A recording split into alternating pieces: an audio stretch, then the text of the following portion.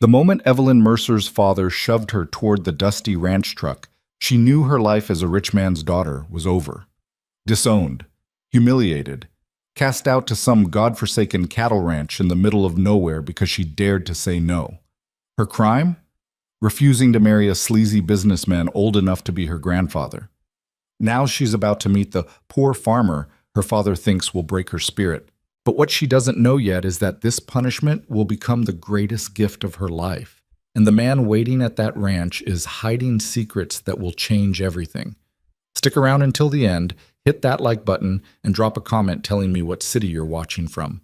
I love seeing how far these stories travel. The car ride felt like a funeral procession. Evelyn pressed her forehead against the window, watching the city skyline shrink behind them until it became nothing more than a smudge on the horizon. Her father sat beside her in the back seat of his Mercedes, rigid as a statue, his jaw clenched so tight she could hear his teeth grinding. He hadn't spoken to her in 3 days, not since the engagement dinner when she'd walked out in front of 200 guests and told Harrison Caldwell, respected businessman and her father's chosen future son-in-law, that she'd rather die alone than marry him. The silence was almost worse than the screaming had been. "You've embarrassed me for the last time," her father finally said, his voice flat and cold.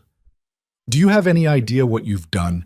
Harrison was willing to overlook your shortcomings, your weight, your ridiculous sentimentality. He was willing to take you off my hands, and you threw it back in his face." Evelyn said nothing. She'd learned years ago that defending herself only made things worse. "You think you're too good for the life I've built?" He turned to look at her, and the contempt in his eyes made her stomach twist. "Fine, let's see how you do without it." That's when he told her about the ranch. Some tenant farmer, he'd said, out in the Western Plains, owed him money, needed help with the property. She'd worked there for 6 months, manual labor, dirt, cattle, the whole degrading package, until she learned some humility and came crawling back, ready to accept whatever arrangement he saw fit to make for her future. "You'll break in a month," he'd added with absolute certainty.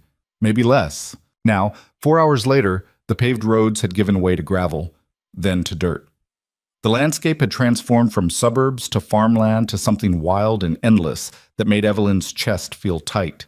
Rolling plains stretched in every direction, broken only by distant mountains that looked blue and hazy in the afternoon heat. Dust devils spun across empty fields. The sky was bigger than she'd ever seen it, pressing down like it might swallow her whole. The driver, a local man her father had hired, turned onto a narrow road marked by a weathered wooden gate. No signs, no name, just open range and a rutted track disappearing into the distance. "This is it," the driver announced. Evelyn sat up straighter, trying to see what waited for her. At first there was nothing, just endless grass and fence posts. Then buildings emerged from the heat shimmer. A large barn, dark red and solid-looking. Several smaller outbuildings, corrals with cattle moving slowly in the shade. And a house, not the shack she'd been expecting, but a real house. 2 stories with a wide porch wrapped around the front. It looked substantial, cared for. Her father leaned forward, frowning slightly like this wasn't quite what he'd anticipated either. But he recovered quickly, his expression hardening again. "Remember," he said as the car rolled to a stop in front of the house, "you stay here until I decide you've learned your lesson. You work. You do what you're told. And when you finally understand what you gave up, you call me. Not before." He didn't get out of the car. The driver opened Evelyn's door. She stepped out into heat that hit her like a physical thing, dry and relentless. Her designer shoes, stupid, expensive heels she hadn't thought to change, sank slightly into the dirt. She was wearing a cream-colored dress that probably cost more than most people made in a month, and she felt like an idiot. Her 2 suitcases landed in the dust beside her. 6 months, her father repeated through the open window. Then to the driver, "Let's go." Evelyn watched the Mercedes turn around, watched it drive back down that long dirt road, watched until it disappeared completely, and she was alone with nothing but the wind and the sound of cattle lowing somewhere behind the barn. She'd never felt so small in her entire life. "You gonna stand there all day, or you gonna come inside before you get heat stroke?" The voice made her jump. She spun around to find a man standing on the porch, though she hadn't heard him come out. He was tall, maybe 6'2", with broad shoulders and the kind of build that came from actual work, not gym memberships. Wore faded jeans, scuffed boots, and a work shirt with the sleeves rolled up to reveal tanned, muscular forearms. Dark hair, a few days of stubble, and gray eyes that watched her with an expression she couldn't quite read. Not pity, not contempt either, just assessment. I'm Evelyn Mercer, she managed, hating how her voice shook. My father said, I know who you are. He came down the porch steps with an easy, unhurried grace. Up close, she could see he was probably in his early 30s, with fine lines at the corners of his eyes from squinting into the sun. Cole Bennett, I run this place. He didn't offer to shake her hand, just looked at her expensive dress, her ridiculous shoes, the luggage that probably weighed more than she did. You ever worked on a ranch before? No. Ever worked anywhere before? The question stung because the answer was humiliating. No. Cole nodded like he'd expected as much. Well, that's going to change real fast. He picked up both suitcases like they weighed nothing. Come on, I'll show you where you'll be staying, then we'll get you some actual clothes. Can't have you working in that. Working. Right. That's why she was here. Evelyn followed him into the house, her heels clicking awkwardly on the wooden porch. Inside was cooler, with thick walls and high ceilings that seemed designed to fight the heat. The furniture was simple but well made, nothing like the ornate, uncomfortable pieces her father filled his house with. Everything here looked used, lived in, real. Bathroom's down the hall, Cole said, starting up the stairs. Kitchen's through there. You're hungry. There's food in the fridge. Help yourself. We eat dinner around 7, after the work's done. He led her to a small bedroom on the second floor. Clean white walls, a bed with a patchwork quilt, a dresser, and a window that looked out over the plains. Simple, almost stark, but the evening light coming through that window was golden and soft, and something about the room felt safe. Cole set her suitcases down. Get changed into whatever you've got that's toughest, jeans if you have them. We'll go into town tomorrow for proper work clothes, but tonight I'll show you around, introduce you to Walter, he's my foreman, and you can get a feel for the place. Tonight? Evelyn echoed. I just got here. Cattle don't care if you just got here. He wasn't cruel about it, just matter of fact. Day starts at 5 a.m. around here. Earlier during calving season. You're going to be tired and sore and probably mad for the first couple of weeks. That's normal. Push through it. He started to leave, then paused in the doorway. Your father paid me to let you work here, Cole said quietly. Said you needed to learn some hard lessons. Told me you were spoiled and useless and would probably quit in a week. He met her eyes directly. I don't know you well enough yet to say if that's true, but I do know this. On my ranch, everybody pulls their weight. You don't get special treatment because of who your daddy is or where you came from. You work, you eat, you sleep, you work again. That's the deal.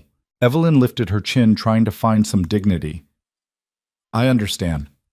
Do you? He studied her for a long moment. We'll see. Then he was gone, his boots heavy on the stairs, leaving her alone in the little room with her expensive luggage and her complete lack of preparation for anything that was about to happen. Evelyn sat down on the bed and let herself shake for exactly 1 minute. Let herself feel the fear and the humiliation and the crushing weight of being unwanted by her own father. Let it all wash over her. Then she stood up, opened her suitcase, and started digging for the one pair of jeans she'd packed. Designer, dark wash, probably useless for actual ranch work, but better than a dress. If her father thought this place would break her, he was wrong. She didn't know how yet, but she was going to prove him wrong. Nick. The tour of the ranch happened at sunset, which turned out to be both blessing and curse. Blessing because the worst heat had passed. Curse because Evelyn quickly realized she was going to be walking a lot more than she'd anticipated, and her feet were already blistering in the flat she'd changed into. Cole introduced her to Walter first, a lean, weathered man in his 60s with kind eyes and hands that looked like they'd been carved from old leather. He tipped his hat to her, which felt oddly formal given the circumstances, and said, Welcome, miss. Don't worry too much. We'll get you sorted out. It was the first kind thing anyone had said to her in days, and Evelyn had to blink hard to keep from crying. The ranch itself was bigger than she'd realized. Cole walked her through the main barn, massive, with stalls for horses and equipment she couldn't begin to name. The smell of hay and animals was overwhelming at first, but not unpleasant. Just different.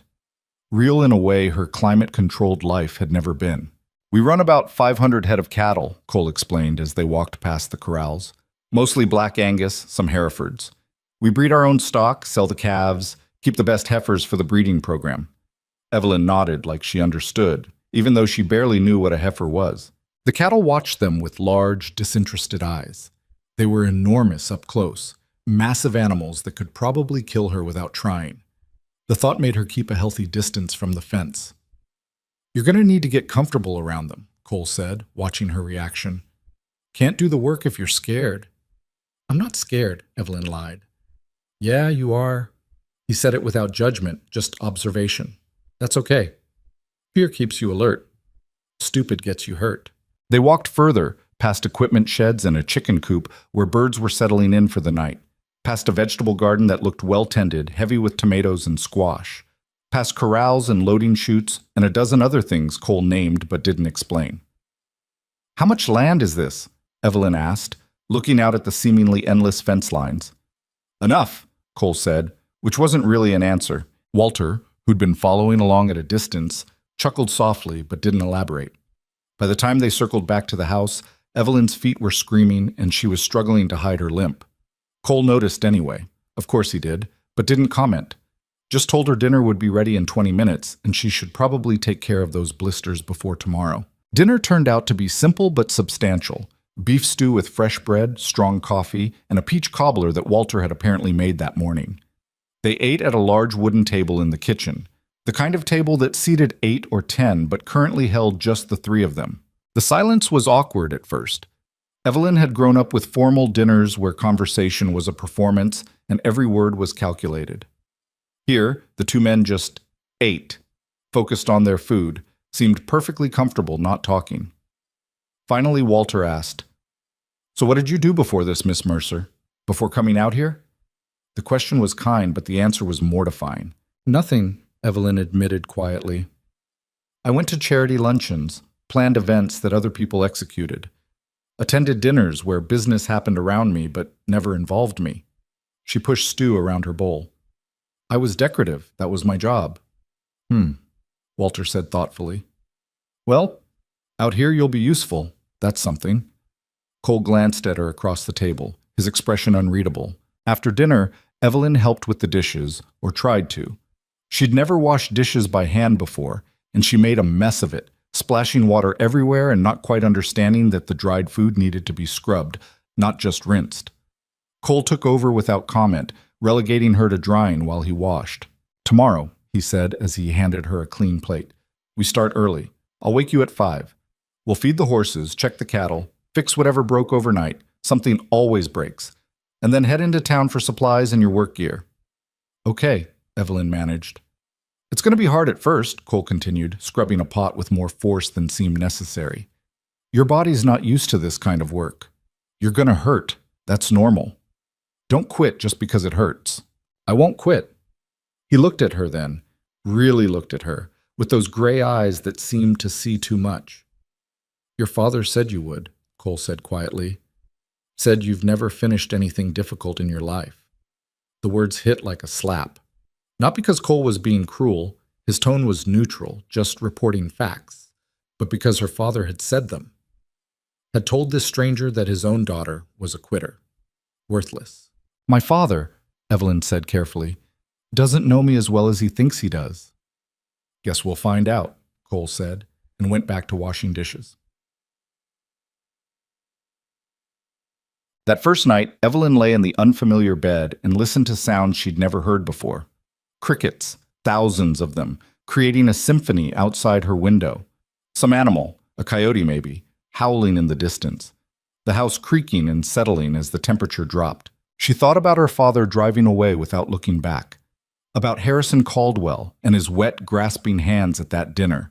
About the life she'd left behind, the shopping trips and spa days and endless, hollow parties where everyone smiled and no one meant it. She thought about Cole's gray eyes and the way he'd assessed her like she was a problem to be solved. And she thought about what Walter had said. "Out here, you'll be useful." Maybe that could be enough. Maybe that could be everything. 5 a.m. came like violence. One second, Evelyn was deep in dreamless sleep. The next, someone was knocking hard on her door, and Cole's voice was calling, "Up, we're burning daylight." It was still dark outside. Evelyn dragged herself out of bed, every muscle already aching from yesterday's walking, and stumbled into the jeans and t-shirt she'd laid out. Her feet were a mess of blisters, but she wrapped them as best she could and forced them into the flats that had caused the damage in the first place. Downstairs, the kitchen smelled like coffee. Strong, bitter coffee that tasted like it could strip paint. Cole handed her a mug without asking if she wanted it. "Drink," he ordered. "You'll need it." There was toast and eggs, eaten standing up because apparently sitting down for breakfast wasted time. Then they were outside in the pre-dawn darkness, the air surprisingly cold, walking toward the barn where the horses were already making noise, anticipating their morning feed. "You ever been around horses?" Cole asked, leading her into the barn and flipping on lights. "I took riding lessons when I was 12, Evelyn offered. "English or Western?" "English," Cole snorted softly. "Figures. Well, forget everything they taught you. These aren't show horses. They're working animals, and they'll respect you if you're confident and consistent. Act scared or unsure, and they'll take advantage." He showed her how to measure out feed, where each horse's bucket went, how to check water levels in the automatic troughs. It seemed simple enough until one of the horses, a massive bay gelding named Gunner, decided to test her by crowding into her space, nearly knocking her over. "Stand your ground," Cole said from 2 stalls over. He didn't come to help, didn't intervene, just watched. "Push back on his chest, show him you're not moving." Evelyn planted her feet and shoved against the horse's muscular shoulder. Gunner snorted, tossed his head, but took a step back. "Good," Cole said. "He'll try again tomorrow, but less hard." That's how it works. After the horses came the cattle check.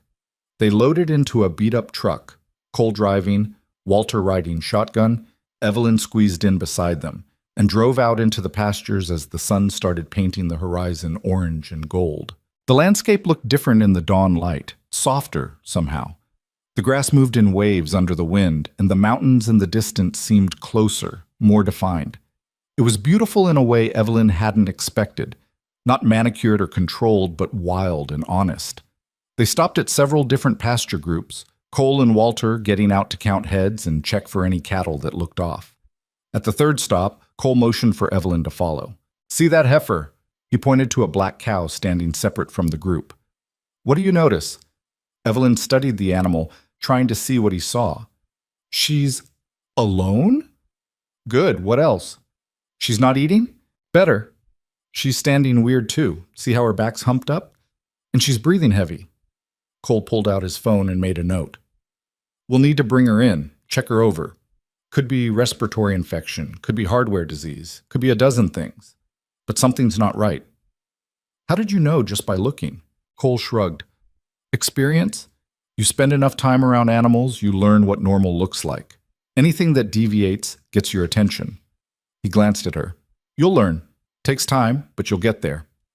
The casual confidence in that statement, "you'll learn," settled something in Evelyn's chest. He wasn't coddling her or lowering expectations. He was just assuming she'd figure it out.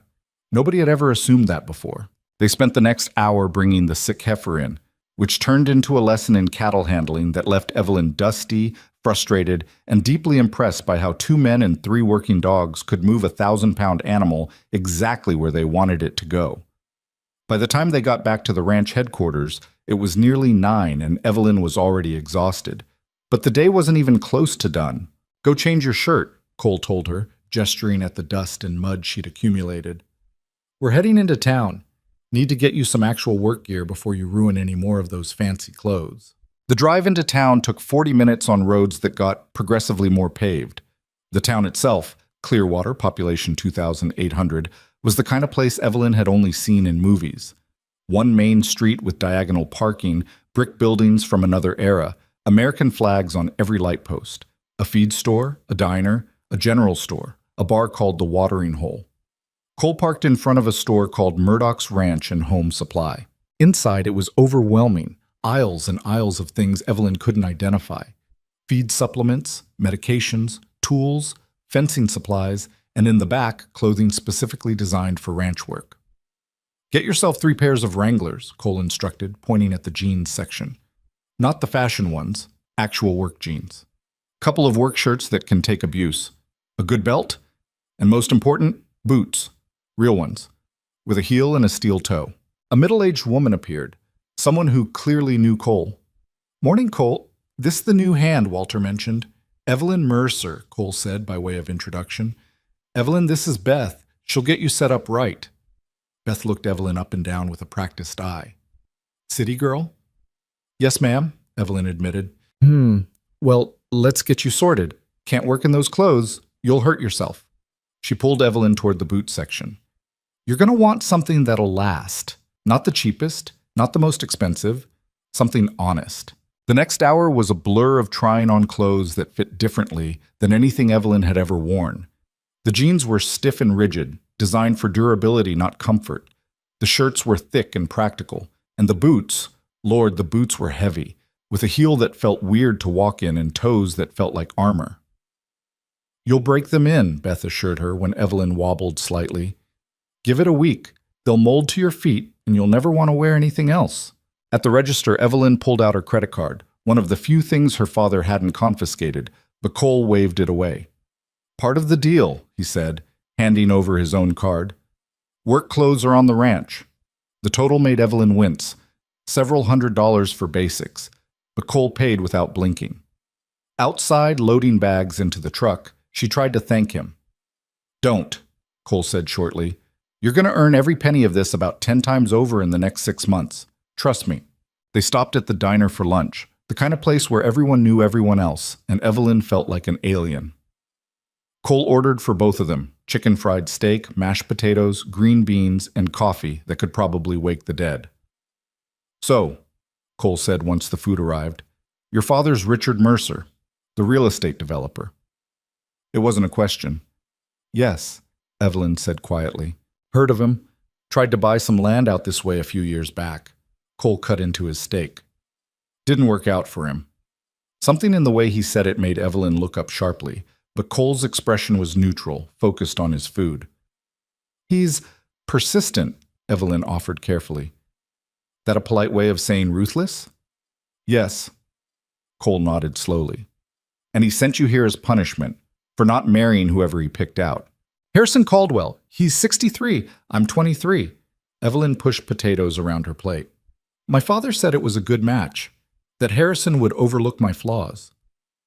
"What flaws?" The question surprised her. She looked up to find Cole watching her with those steady gray eyes, genuinely curious. Evelyn gestured vaguely at herself. "Not what he wanted. Too soft. Too heavy. Too emotional. Not sharp enough for business. Not pretty enough to be a trophy wife. Just not enough." Cole was quiet for a long moment, and Evelyn felt her face burning with humiliation. Why had she said all that? To a stranger who was already judging her capacity for work. "Your father," Cole finally said, his voice carefully neutral. "Sounds like an idiot." Evelyn blinked. "What?" "You heard me." Cole met her eyes directly. "I've known you less than 24 hours, and I can already tell you're smarter than he gave you credit for. You watched how Walter and I moved that heifer this morning, and by the third gate you were anticipating what we needed. That's not stupid. That's observant." He took a drink of coffee, set the cup down deliberately. "As for the rest, your size, your appearance, whatever, that's got nothing to do with your capacity for work or your worth as a person. Out here we care if you're reliable, if you'll show up when it's hard, if you'll do the job right, even when nobody's watching. The rest is just noise." Evelyn felt something crack open in her chest, something that had been closed and locked for so long she'd forgotten it was there. "Thank you," she whispered. Cole shrugged, uncomfortable with the emotion. "Just telling you the truth. Now eat. You're going to need the calories." The afternoon brought fence repair, which turned out to be exactly as tedious and backbreaking as it sounded. A section of barbed wire had come loose, cattle had pushed against it until the staples pulled out of the posts, and it needed to be retensioned and secured before the herd could be rotated to that pasture.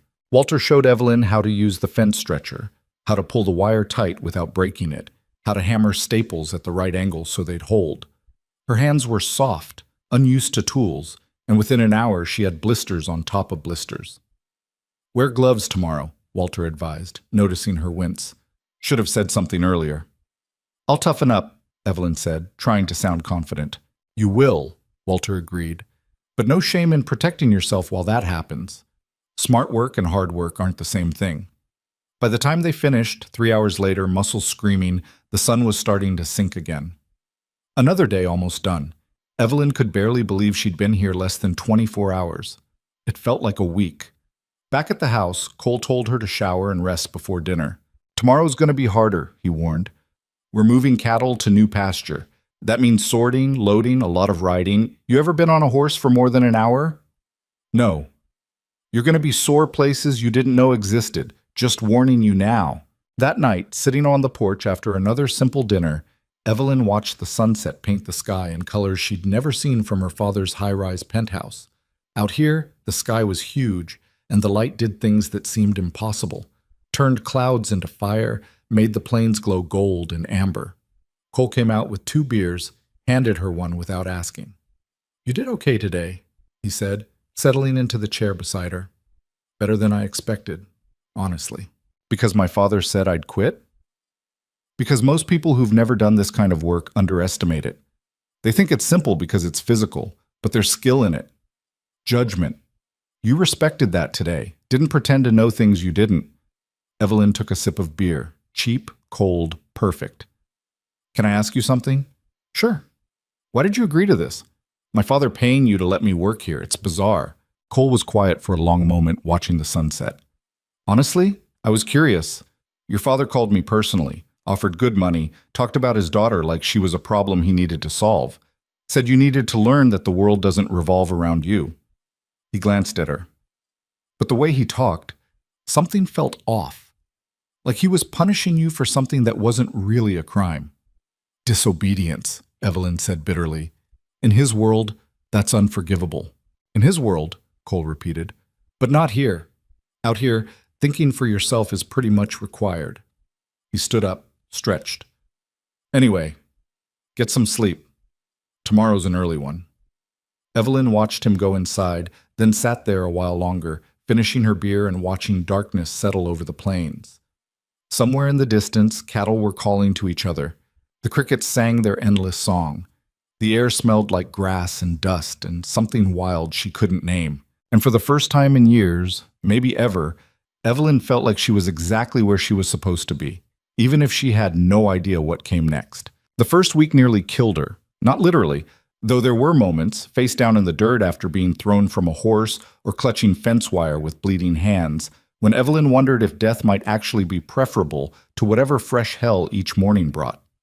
But she survived. Barely. Mostly through sheer stubbornness and the growing certainty that quitting would prove her father right about everything. By day 8, she could get out of bed without groaning. By day 10, she could hold a hammer without her hands cramping. By day 14, she stopped flinching every time a cow looked at her. Cole noticed. He didn't say much, that wasn't his way, but she caught him watching sometimes, a flicker of something that might have been approval crossing his face before he turned back to whatever task was consuming his attention. Walter was more direct.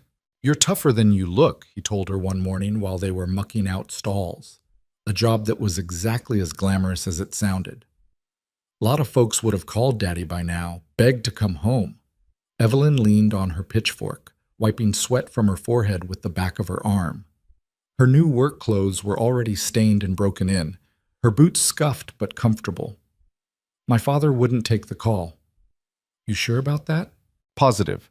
He made it very clear. I don't come back until he decides I've suffered enough." She returned to shoveling soiled bedding into the wheelbarrow. "Besides, I'm not ready to go back. Not to that life." Walter made a thoughtful sound but didn't push further. The physical work was one thing, exhausting, yes, but she was adapting, getting stronger. What surprised Evelyn was how much there was to learn beyond the muscle. Cattle behavior, pasture rotation schedules, equipment maintenance, the economics of breeding programs. Cole ran the operation like a business because it was a business, and gradually he started including her in decisions that went beyond simple manual labor. We've got a buyer interested in 10 bred heifers, he said one evening, spreading papers across the kitchen table after dinner. Wants them delivered next month. Question is which ones we sell. Evelyn looked at the spreadsheet he'd pushed toward her, a detailed breakdown of every female in the breeding program, their lineage, their calving history, their current status. I don't know enough to— Yes, you do, Cole interrupted. You've been working with these cattle for 2 weeks. You know which ones are easy keepers, which ones have temperament issues, which ones produce good calves. So look at the data and tell me which 10 you'd sell if it was your decision. Walter glanced up from his own paperwork, watching the exchange with interest. Evelyn studied the spreadsheet, her mind working through what she'd observed. Not number 47, she said finally. She's aggressive. Tried to charge me twice last week when I was checking water tanks. Good catch, Cole said. What else? 62 and 63. They're sisters, right? From that foundation cow you mentioned? I'd keep them. Their calves always look good, and they're both calm enough that they don't cause problems. She ran her finger down the list. But 71, maybe her. She's fine, nothing special. Good producer, but not exceptional. They went through the entire herd that way, Cole occasionally nodding or asking why she thought something, pushing her to articulate her reasoning. By the end, she'd identified 12 potential animals to sell, and Cole's final list matched 9 of them. Not bad, he said, gathering up the papers. You've got decent instincts. From Cole Bennett, that was practically a standing ovation. The ranch itself continued to puzzle her. The operation was too large, too sophisticated for what her father had described. The cattle were premium breeding stock. She'd learned enough now to recognize quality. The equipment was well maintained, but top of the line. And then there were the visits. Men in expensive trucks showed up every few days. Other ranchers, she assumed at first, until she noticed they treated Cole with a deference that seemed excessive for a peer-to-peer relationship. They called him Mr. Bennett and asked his opinion on land deals, water rights, market conditions. One afternoon, a silver Land Rover pulled up while Evelyn was replacing boards on a corral fence. A man in a suit, an actual suit out here, stepped out and shook Cole's hand like they were old friends. Bennett, good to see you. Wanted to discuss that property on the eastern section. The Morrison place? Cole wiped his hands on his jeans. Thought that was tied up in probate. Was. It's clearing. Family wants to sell. Figured you'd want first crack at it before it goes to market. They walked off toward the house, voices fading. Evelyn looked at Walter, who was helping her with the fence repair. Who was that? Real estate attorney from the city, Walter said, hammering a nail with more force than necessary. Handles Cole's acquisitions. Acquisitions? Walter gave her a long look like he was deciding something. You really don't know, do you, about this place? Know what? Before he could answer, his phone rang. He checked it, frowned. Gotta take this. We'll finish up here later. And he was gone, leaving Evelyn with the uncomfortable feeling that everyone knew something she didn't. That night, she tried searching for information on her phone, but the internet connection out here was terrible, barely functional.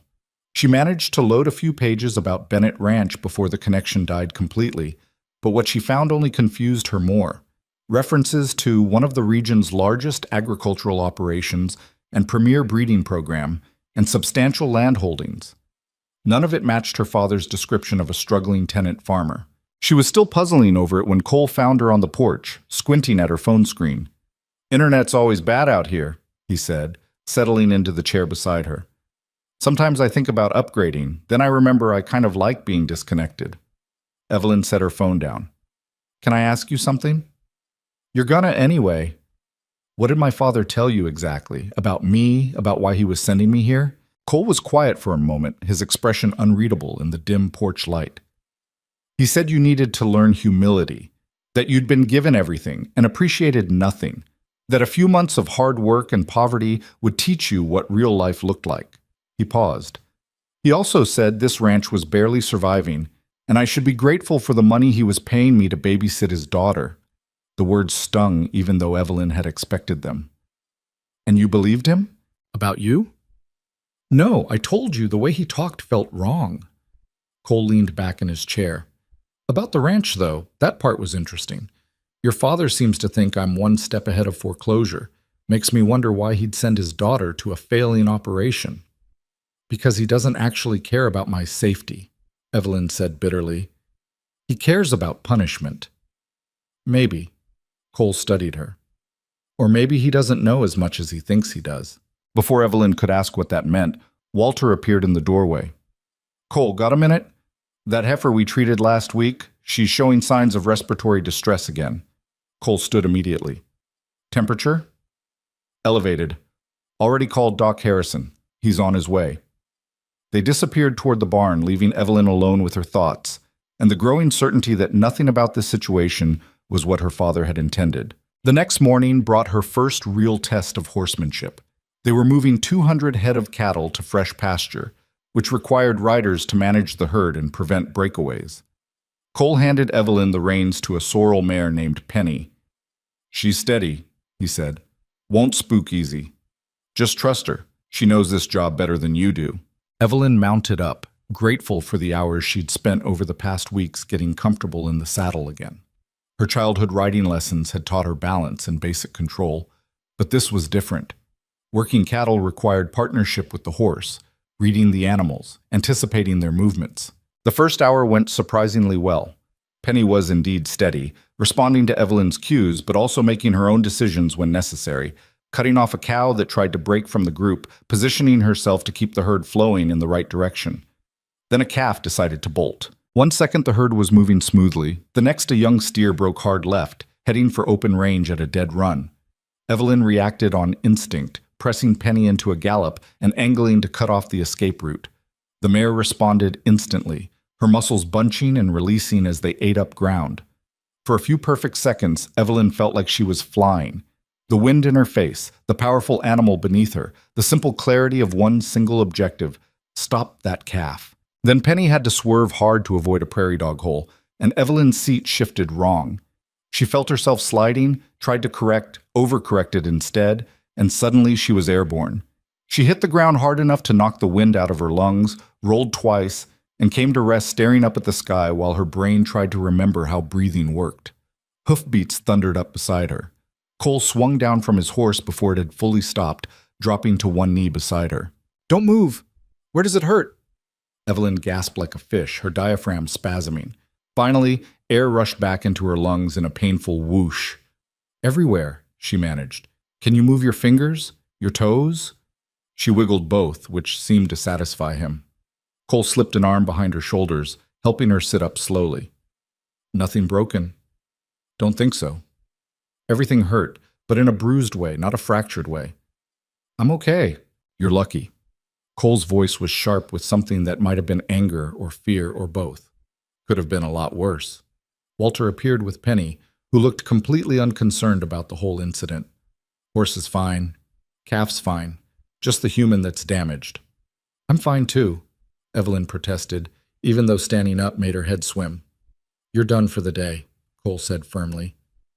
Walter, take her back to the house. Make sure she doesn't have a concussion. I can still... That wasn't a suggestion. Cole was already back on his horse, riding toward the herd that had continued moving without them. Over his shoulder, he called, You did good, but knowing when to stop is part of the job too. Walter helped her into the truck, chattering the whole way back about falls he'd taken over the years. Apparently this was a ranching rite of passage. But Evelyn barely heard him. She was replaying those few seconds before the fall, the feeling of working with Penny, of being part of something larger than herself. She'd failed to catch the calf, yes. She'd fallen, yes. But for a moment there, she'd known exactly what she was doing, and she wanted to feel that again. The ranch had a rhythm, she discovered, a pattern that repeated with variations but maintained its essential structure. Early mornings feeding and checking animals, mid-morning repairs and maintenance, afternoons working cattle or managing pastures, evenings doing paperwork, planning, preparing for the next day. It was relentless and predictable and somehow deeply satisfying. 3 weeks in, Evelyn could feel the changes in her body. Her soft hands had developed calluses. Her arms had definition from lifting feed bags and hay bales. Her endurance had improved dramatically. She could work a full day now without feeling like she might die. But the changes went deeper than physical. She was thinking differently, seeing things she'd never noticed before. The way clouds meant rain within hours. How cattle behavior predicted weather changes. which fence sections needed attention before they became emergencies. One afternoon, she and Cole were driving back from checking the far pastures when she noticed something odd. "That truck has been behind us for the last 10 miles, she said, watching the black pickup in the side mirror. Cole glanced up, his expression shifting subtly. "Good eye. Do you know who it is?" "Yeah." He didn't elaborate, but his jaw tightened slightly. The truck followed them all the way to the ranch entrance, then kept going down the main road. Cole watched it disappear before pulling into the drive. "Someone you don't want to see?" Evelyn asked carefully. "Someone who wants something I'm not selling." He parked by the barn, killed the engine. "Land speculators. They show up every few months, testing boundaries, seeing if I've changed my mind." "About what?" Cole looked at her for a long moment, like he was making a decision. "Come on. There's something I should probably show you." He led her into the ranch office, a room in the barn she'd only glimpsed before, assumed was private. Inside was a large desk covered in papers, filing cabinets, and one wall dominated by a massive map of the region. Cole pointed to the map. Red pins marked various locations, with handwritten labels beside each one. "This," he said, gesturing to a large section marked in red, "is Bennett Ranch. What my grandfather started with 400 acres and what we've built into something significantly larger." Evelyn studied the map, her eyes widening as she traced the boundaries. The ranch wasn't just the headquarters and surrounding pastures. There were multiple sections, some connected, some separated by miles. All told, it looked like... "How much land is this?" "A little over 15,000 acres, Cole said quietly. "Give or take." The number hit Evelyn like a punch. 15,000 acres. That wasn't a small family ranch. That was a substantial agricultural operation worth, she did the math quickly in her head, millions of dollars, possibly tens of millions depending on the land quality and improvements. "My father said..." She couldn't finish the sentence. "Your father said I was a struggling tenant farmer." "Yeah." Cole crossed his arms, leaning against the desk. "That's what I figured," he thought, which seemed strange because 3 years ago he tried to buy the Morrison property I eventually acquired. We bid against each other. I won. Evelyn's mind was reeling. He never mentioned that. Wouldn't have fit his narrative. Cole pulled out a folder, opened it to reveal financial statements. "The ranch grosses about $4 million a year. We run one of the most respected breeding programs in the state. We supply genetics to operations across 3 states. This isn't poverty, Evelyn. This is a successful business that your father couldn't buy his way into, no matter how hard he tried." "Then why..." Evelyn sank into a chair, trying to process this. "Why did you agree to let me come here? If he lied about everything, if you don't need the money, I wanted to see what kind of person you were," Cole said simply. "Your father called me, offered good money to let you work here, painted you as this useless, spoiled girl who needed to be broken. And I thought, what kind of man talks about his own daughter that way? What kind of father sees hard work as punishment instead of opportunity?" He sat on the edge of the desk, his gray eyes serious. "So I said yes, partly because I was curious. Partly because I thought if you were even half as bad as he said, it'd be entertaining. But mostly because something about the whole thing felt wrong, and I wanted to understand what was really happening." "And now?" Evelyn's voice came out smaller than she intended. "Now I know your father's an idiot who doesn't recognize value when it's standing right in front of him." Cole's expression softened slightly. "You're a good worker, Evelyn. You're smart, you learn fast, you don't quit when things get hard. In 3 weeks, you've become genuinely useful around here. That's not nothing." The words settled over her like a warm blanket. Useful, valuable, worth something. "Does he know?" she asked. "My father, does he know who you really are? What this place really is?" "I doubt it. Men like him don't do research on people they consider beneath them. He probably asked around enough to find a rancher willing to take you, offered money, and assumed that meant I was desperate." Cole shook his head. "The money he's paying me doesn't even cover what you eat. But watching you prove him wrong? That's worth considerably more." Evelyn laughed, a slightly shaky sound that was half sob. All this time she'd been suffering through what she thought was poverty, what she thought was her father teaching her a lesson. Instead, she'd been working on one of the most successful ranches in the region, being trained by a man who probably knew more about agriculture and business than her father ever would. The irony was almost too perfect. "Does Walter know?" she asked. "That my father lied about everything?" "Walter knows everything about this ranch. He helped build it." Cole stood, started putting papers back in order. "But we haven't talked about your situation specifically. Didn't seem appropriate to gossip. Can I ask you something else?" Cole nodded. "Why ranching? With this much land, this much capital, you could do anything. Develop it, sell it, retire, and live off the proceeds. Why keep working this hard?" Cole looked at the map on the wall, at the red sections that represented 3 generations of Bennett family history. "My grandfather came here with nothing," he said quietly. "Worked himself half to death to buy the first 400 acres. My father expanded it, improved it, turned it into a real operation. When he died, he left it to me. Not because I was his only son, but because he trusted me to keep building, keep improving." He turned back to Evelyn. "This ranch isn't just a business. It's a responsibility. To the land, to the animals, to the people who work here. You don't walk away from that just because you could." Burry. The conviction in his voice was absolute. This wasn't a man playing rancher because it was romantic or trendy. This was someone who understood stewardship, legacy, the weight of maintaining something larger than himself.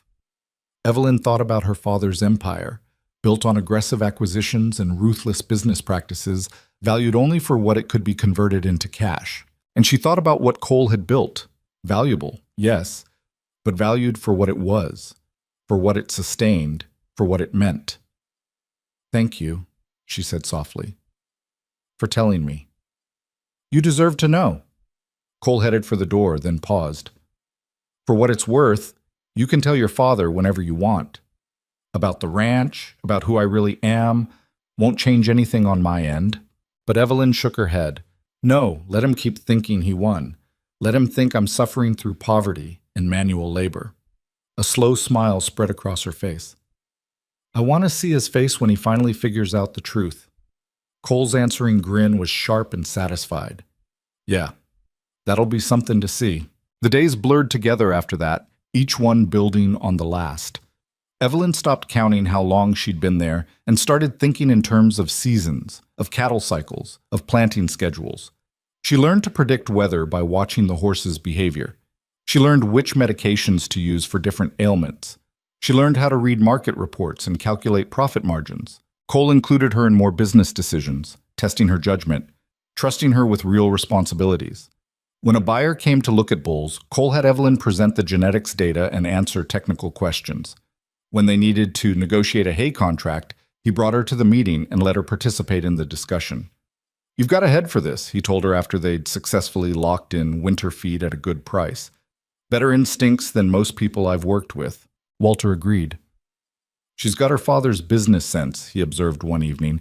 "Without his need to crush everyone around him, that's a rare combination." The comment made Evelyn uncomfortable. She didn't like being compared to her father in any way, but she understood what Walter meant. She could see deals, could understand leverage and negotiation. But unlike her father, she also cared about the people on the other side of the table, about creating agreements that worked for everyone. 5 weeks in, something shifted between her and Cole. It was subtle at first, conversations that lasted longer than necessary, moments where their eyes would meet across a corral and hold for a beat too long. The way Cole's hand would linger on her shoulder when he was showing her something, steady and warm. The way Evelyn found herself watching him work, admiring the competence and strength in every movement. Walter noticed, of course. He noticed everything. "Careful there," he said one afternoon when Cole was out of earshot. "That's complicated territory." "I don't know what you're talking about," Evelyn protested, but her face burned. "Sure you don't." Walter's expression was kind but knowing. "Just remember, you're here temporarily. Whatever's growing between you two, make sure you both understand what happens when your father decides you've learned your lesson." The words haunted Evelyn for days. She hadn't thought about leaving. Somewhere in the last month, this place had stopped feeling like punishment or exile and started feeling like home. The work that had seemed impossible now felt natural. The people she'd been terrified of disappointing now felt like family. And Cole? Cole had become someone she couldn't imagine not seeing every day. But Walter was right. This was temporary. Her father would call eventually, would demand she return. And then what? Would she go? Could she go back to that empty life now that she'd tasted something real? The questions kept her awake at night, staring at the ceiling while the house settled around her. She was still wrestling with it when the storm hit. It came out of nowhere. One minute the sky was clear, the next it was black and boiling with rage. The temperature dropped 20 degrees in 15 minutes. Wind screamed across the plains, bending the grass flat and sending loose equipment flying. "Evelyn," Cole's voice cut through the wind. "Help me get the horses in." They worked frantically, leading panicked animals into the barn, while thunder shook the ground and lightning split the sky. Rain started falling in sheets, cold and violent. By the time they got the last horse secured, they were both soaked through and shivering. Cole shoved the barn door closed against the wind, threw the bolt. In the sudden relative quiet, they could hear the storm raging outside, a roar of wind and water that sounded like the world ending. "That came up fast," Evelyn gasped, wringing water from her hair. "Welcome to Plains weather." Cole was checking on the horses, talking to them in low, calm tones. "Storms like this can tear buildings apart if they catch you unprepared." A massive crack of thunder made Evelyn jump. The barn lights flickered, but held. "We're stuck here for a while," Cole said, coming back to where she stood. "Can't get back to the house in this. Visibility's zero and the lightning's too close." They settled in the tack room, which at least had chairs and some protection from the drafts. Cole found a couple of old blankets, draped one over Evelyn's shoulders. "You're shaking," he observed. "Just cold." He sat beside her, close enough that she could feel the warmth radiating from his body. Outside, the storm raged on, shaking the barn's walls but failing to breach them. In the dim light, with the world reduced to this small room and the sound of rain hammering on the roof, something felt different, smaller, more intimate. "Can I ask you something?" Evelyn said quietly. "Always." "Why haven't you married? Built a family? This place, it seems designed for it." Cole was quiet for a long moment. "Came close once," he said finally. "Woman from the city. Met her at a conference, thought we had something. She liked the idea of ranch life, the romance of it, sunsets and horses and all that." He smiled without humor. "Lasted about 3 months before she realized the reality was early mornings and hard work and isolation. She went back to the city. I stayed here." "I'm sorry." "Don't be. Better to know early than waste years on someone who doesn't really want this life." He looked at her. "What about you? Your father tried to marry you off, but was there anyone you actually cared about?" Evelyn shook her head. "Nobody real. Just men who wanted access to my father's money or connections. I was never a person to them, just a means to an end." She pulled the blanket tighter. "Harrison Caldwell was just the most blatant example. My father told me I should be grateful, that I was getting too old to be choosy, that my looks were fading, that this was probably my last chance at a good match." "You're 23, Cole said flatly. "I know. But in his world, if you're not married by 25, you're past your prime." She laughed bitterly. "And if you're not thin and perfect and willing to be decorative, you're worthless to begin with." Cole's hand found hers under the blanket, a deliberate gesture, not accidental. His palm was warm and calloused and steady. "For the record," he said quietly, "your father's world sounds like hell, and everything he told you was wrong." Evelyn turned to look at him, really look at him. His gray eyes were serious, intense, in a way that made her breath catch. "Cole?"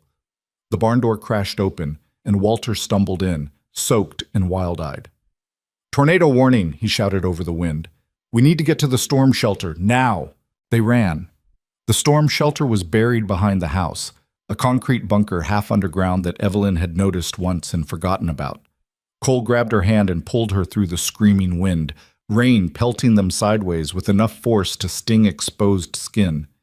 The air had turned green, that sickly color that meant nature was about to show exactly who was in charge. Walter reached the shelter first, yanked open the heavy steel door. They tumbled down the concrete steps into darkness, and Cole slammed the door shut behind them. The sound of the storm immediately muffled, reduced from a roar to a dull, ominous rumble. Cole fumbled for the light switch. Fluorescent bulbs flickered on, revealing a space about 12 feet square with concrete walls, shelves stocked with emergency supplies, and a battery-powered radio that Walter was already turning on. "Confirmed tornado on the ground. moving northeast at approximately 30 miles per hour. Residents in the following counties should take shelter immediately. The radio crackled and hissed, but the message was clear enough. Somewhere out there, a tornado was tearing across the plains, and they were directly in its path. "The horses," Evelyn said, her chest tight with fear. "Barn solid," Cole said, though his jaw was clenched. "Built to withstand this. They'll be okay." "And the cattle?" "Can't do anything for them now. They're on their own." He sat heavily on one of the benches built into the wall. "We did what we could. Rest is up to luck." The three of them sat in tense silence, listening to the storm rage above them. The shelter walls were thick, but they could still hear the wind, a freight train sound that grew louder and louder until Evelyn's ears popped from the pressure change. Then something massive hit the ground above them. The shelter shook, dust raining down from the concrete ceiling. Evelyn grabbed onto the bench, her knuckles white. Cole's hand covered hers. "We're safe. This shelter survived worse." "How much worse?" she asked, her voice barely steady. "F4 back in '98 took half the original barn, killed 20 head of cattle. My father and I rode it out right here." His thumb rubbed across her knuckles, a small gesture of comfort. "We rebuilt. You always rebuild." The roaring intensified, peaked, then slowly began to fade. Minutes passed. 5, 10, 15. The radio continued its warnings, but the immediate danger seemed to be passing. Walter stood, pressed his ear to the door. "Wind's dropping. Think the worst is past us." "Give it another 20 minutes, Cole said. "Make sure." Those 20 minutes stretched like hours. Evelyn became acutely aware of how close she was sitting to Cole. Their shoulders pressed together on the narrow bench. The fear had sharpened everything, made every breath feel significant, every heartbeat loud in her ears. "You did good out there," Cole said quietly. "Getting the horses in. A lot of people freeze up when weather turns that fast." "I was terrified." "Yeah, but you moved anyway. That's what counts." He was still holding her hand, she realized. Neither of them had let go. "You've changed a lot in 6 weeks. Barely recognized the woman who showed up in a fancy dress and heels." "That woman feels like someone else entirely," Evelyn admitted. "Like a costume I wore because I didn't know there were other options. And now? Now I know there are other ways to be. Other ways to live." She looked at him, at the strong profile and the gray eyes that had watched her transform from useless to capable. Better ways. The air in the shelter felt charged with something that had nothing to do with the storm. Walter cleared his throat pointedly, studying the emergency supplies with sudden intense interest. Finally, Cole stood and opened the door. The wind had died to a breeze, the rain reduced to a drizzle. The sky was still dark, but the green had faded to ordinary storm gray. They emerged to devastation. Not total, the house still stood, the barn was intact, but the landscape had been rearranged. A section of fence was completely gone, posts ripped from the ground and scattered like matchsticks. One of the equipment sheds had lost its roof, which was now wrapped around a tree 100 yards away. Debris littered the yard, branches, twisted metal, things Evelyn couldn't identify. And in the distance, they could see the tornado's path, a dark scar across the grassland where everything had been flattened. "Could have been worse," Walter said, which seemed like an understatement. They spent the next hour doing damage assessment. The horses were spooked but unharmed. The cattle in the near pastures were accounted for, though scattered. The far pastures would need to be checked at first light. Structurally, the main buildings had held, though there was cleanup and repair work that would take days. By the time they made it back to the house, exhausted and still soaked through, it was nearly midnight. Walter headed to his cabin, a small building behind the main house, leaving Evelyn and Cole alone in the kitchen. "You should get dry clothes," Cole said, wringing water from his shirt into the sink. "Hot shower if you want it. Gonna be a long day tomorrow dealing with all this." Evelyn nodded, but didn't move. The adrenaline was wearing off, leaving her shaky and strange. "Cole?" He turned to look at her. "Thank you for keeping me safe, for—" She gestured helplessly. "For everything." Something shifted in his expression. He crossed the kitchen in 2 strides, and suddenly his hands were cupping her face, tilting it up toward him. "Evelyn," he said, his voice rough, "I need to tell you something, and I need you to listen carefully." Her heart was hammering so hard she was sure he could feel it. Okay. Your father sent you here to break you, to make you desperate enough to accept whatever life he decided you deserved. But that's not what happened. His thumbs brushed across her cheekbones, a touch so gentle it made her throat tight. What happened is you became someone remarkable, someone strong and capable and real. And He stopped, seemed to be fighting with himself. You what? Evelyn whispered. I'm falling for you, Cole said bluntly. Have been for weeks, probably. And I know that's complicated because you're supposed to leave eventually, because your father's paying me, because this whole situation is messed up. But I'm tired of pretending I don't feel it. Evelyn's breath caught. I feel it too, she admitted. I didn't want to. I tried not to. But every day I'm here, every moment I spend with you, it just gets stronger. Cole's forehead dropped to rest against hers. This is a terrible idea. Probably. Your father's going to lose his mind when he finds out. Definitely. And you deserve better than a rancher who spends most of his time covered in dirt and cattle. Evelyn kissed him, just rose up on her toes and pressed her lips to his, cutting off whatever self-deprecating thing he was about to say. He froze for half a second, then kissed her back with an intensity that made her knees weak. When they finally broke apart, both breathing hard, Cole's eyes were dark and fierce. Stay, he said. When your father calls, when he says you can come home, don't go. Stay here. With me. Cole, I know it's too soon. I know you need time to figure out what you want, who you are outside of his shadow. I'm not asking you to decide right now. His hand slid down to her shoulders, steadying. I'm just asking you to think about it, about what a life here could look like. Evelyn nodded, not trusting her voice. Then she pulled away gently, headed for the stairs. At the doorway, she looked back. For what it's worth, she said softly, I'm already thinking about it. Have been for weeks. The smile that crossed Cole's face was worth everything. The next 3 weeks passed in a blur of repair work, regular ranch operations, and a growing connection between Evelyn and Cole that neither of them bothered to hide anymore.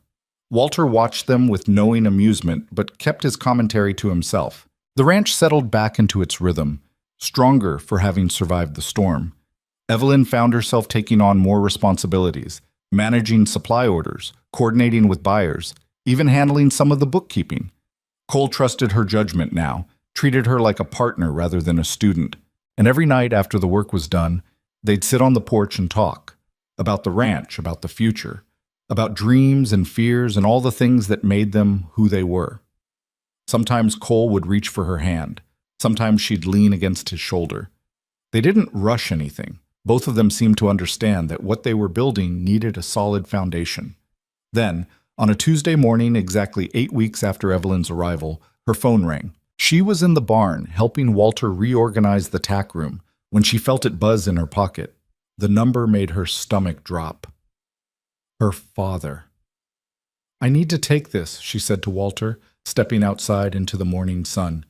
She let it ring 3 more times, gathering her courage, then answered. Hello, Father. Evelyn? His voice was as cold and controlled as she remembered. I trust these past 2 months have been educational. Very, she said carefully. Good. I've made arrangements for you to return home this weekend. A car will pick you up Saturday morning. Pack your things. Just like that. No asking if she'd learned her lesson, no discussion, just commands, issued with the absolute certainty that she'd obey. 2 months ago, she would have packed meekly and returned to the cage she'd escaped from, grateful to be allowed back in. But that woman was gone. No, Evelyn said quietly. Silence on the other end. Then, excuse me? I said no, I'm not coming home. I'm staying here. Her father's laugh was sharp and humorless. Don't be ridiculous. You've had your little adventure, suffered your punishment. It's time to return to reality. This is reality, Father, more real than anything in your world ever was. Evelyn's hand was shaking, but her voice stayed steady. I'm staying. I have work here, responsibilities, a life that actually means something. Work? The contempt in his voice was palpable. You think mucking out stalls and hauling hay is a life? You think that dirt-poor farmer is going to call... Cole Bennett isn't poor, Evelyn interrupted. He owns one of the largest and most successful agricultural operations in this region. 15,000 acres, multi-million-dollar gross revenue. He's probably worth more than you are, actually. The silence that followed was deafening. What did you say? Her father's voice had gone very quiet, very dangerous. You didn't do your research, did you? You just assumed that because he works with his hands, he must be desperate. But he's not. He never was. You paid him to let me work here, and he took your money because he was curious about what kind of father would send his daughter away as punishment. Turns out, he saw value in me that you never did. You're lying, her father said, but there was uncertainty there now. That ranch is barely...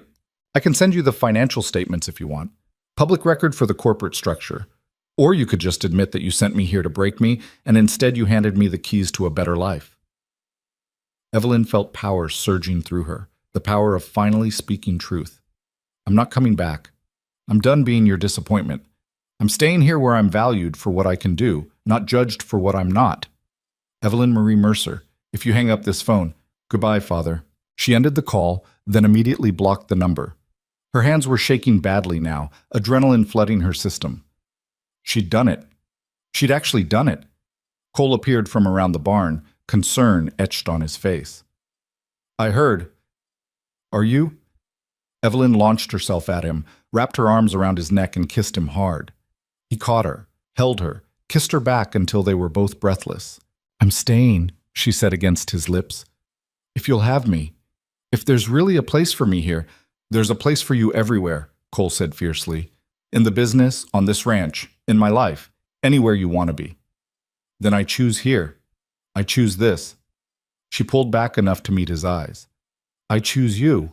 The smile that spread across Cole's face was pure joy. He lifted her off her feet, spun her around, and she laughed. Actually laughed. Free and unrestrained in a way she'd never felt before. Walter emerged from the barn, took one look at them, and shook his head with a grin. About damn time, he muttered. I'll give you two a minute, but we've got work to do, so don't take too long getting mushy about it. They didn't take long. There was work to do, always work to do. But everything felt different now, lighter, full of possibility. That night, over dinner, which Evelyn had learned to cook, simple ranch meals that were 1,000 times better than the fancy restaurant food she'd grown up with, Cole brought up the future. I want to make you a partner, he said. Not just in sentiment, legally, in the business. Evelyn set down her fork. Cole, you don't have to... I know I don't have to. I want to. You've earned it. He pulled out a folder, spread papers across the table. I talked to my lawyer today. We can structure it as a partnership, give you equity stake in the operation. You'd have real ownership, real decision-making power. Not because you're whatever we are to each other, but because you've proven you can run this place. She stared at the documents, her vision blurring slightly. This is too much. It's exactly right, Cole countered. I've been running this ranch alone for 5 years since my father died. It's been successful, yeah, but it's been lonely. I never had anyone I could trust with the big decisions, anyone who understood both the business side and the land side. You get both. You've got instincts I trust, and you give a damn about doing things right, not just profitable. What about, Evelyn gestured vaguely, us, what we're becoming? Doesn't that complicate it? Probably, Cole admitted, but we're both adults. We can separate business from personal when we need to, and honestly, I can't think of anyone I'd rather build something with. Evelyn read through the documents, her business education finally proving useful. The terms were generous but not unreasonable. 20% equity to start, with pathways to increase it based on performance and investment. Full partnership in management decisions. Legal protection of her interests. It was the kind of opportunity her father had never offered her. Real power, real responsibility, real trust. Yes, she said. Absolutely yes. They shook hands across the table, formal and businesslike. Then Cole grinned and pulled her around to his side, kissing her until the papers scattered to the floor. Business meeting adjourned? Evelyn asked breathlessly. For now, Cole agreed. The partnership changed things, but not in the ways Evelyn had feared. Instead of creating awkwardness, it clarified their relationship. During work hours, they were business partners, equals who challenged each other, disagreed sometimes, but ultimately respected each other's judgment. After hours, they were something else. Something still developing, still being defined. Evelyn threw herself into the work with new intensity now that she had genuine ownership. She started researching new markets for their breeding stock, found buyers in adjacent states willing to pay premium prices for Bennett genetics. She negotiated a contract with a major feed supplier that saved them 15% annually. She even hired a marketing consultant to help build their brand, something Cole had never thought about, but immediately saw the value in. "We could be selling these genetics for 30% more if people understood what we're producing," she explained, showing him mock-ups of a new website and marketing materials. "Right now, we're letting our reputation do the work. But if we actively manage our brand, we can expand into new markets." Cole studied the materials, nodding slowly. "Your father really is an idiot," he said finally. "You've got a better head for business than half the people I know, and he wanted to marry you off to some old fool who'd keep you decorative and quiet." "Guess it's his loss," Evelyn said, but there was still a tiny part of her that ached, that wished her father could have seen her value the way Cole did. 2 days later, she found out he was coming. Walter took the call from a ranch hand who lived closer to town. "Black Mercedes just went through Clearwater," he reported after hanging up, "asking directions to our place. Fits the description of Evelyn's father." Cole's expression went hard. "He doesn't give up easy, does he?" "What do I do?" Evelyn asked, her stomach churning. "Whatever you want," Cole said firmly. "This is your home now. You want him gone? I'll send him packing. You want to talk to him? We'll talk to him. Your call." Evelyn thought about it. Part of her wanted to hide, to avoid the confrontation entirely, but she'd spent too many years being afraid of her father's judgment, his disappointment. Not anymore. "I'll talk to him," she decided, "but not alone. I want you there." "Wouldn't be anywhere else," Cole promised. They were waiting on the porch when the Mercedes rolled up the drive 40 minutes later. Her father emerged looking exactly as she remembered. Expensive suit, cold expression, the bearing of a man who expected the world to rearrange itself for his convenience. He stopped when he saw her, his eyes widening slightly. Evelyn knew what he was seeing, his daughter in work jeans and scuffed boots, her skin tanned from hours in the sun, her body leaner and stronger than it had ever been. Standing shoulder to shoulder with a man in dusty work clothes who looked at her like she was the most valuable thing on the ranch. "Evelyn," her father said, "I think we need to talk." "Then talk," Evelyn replied, not moving from the porch.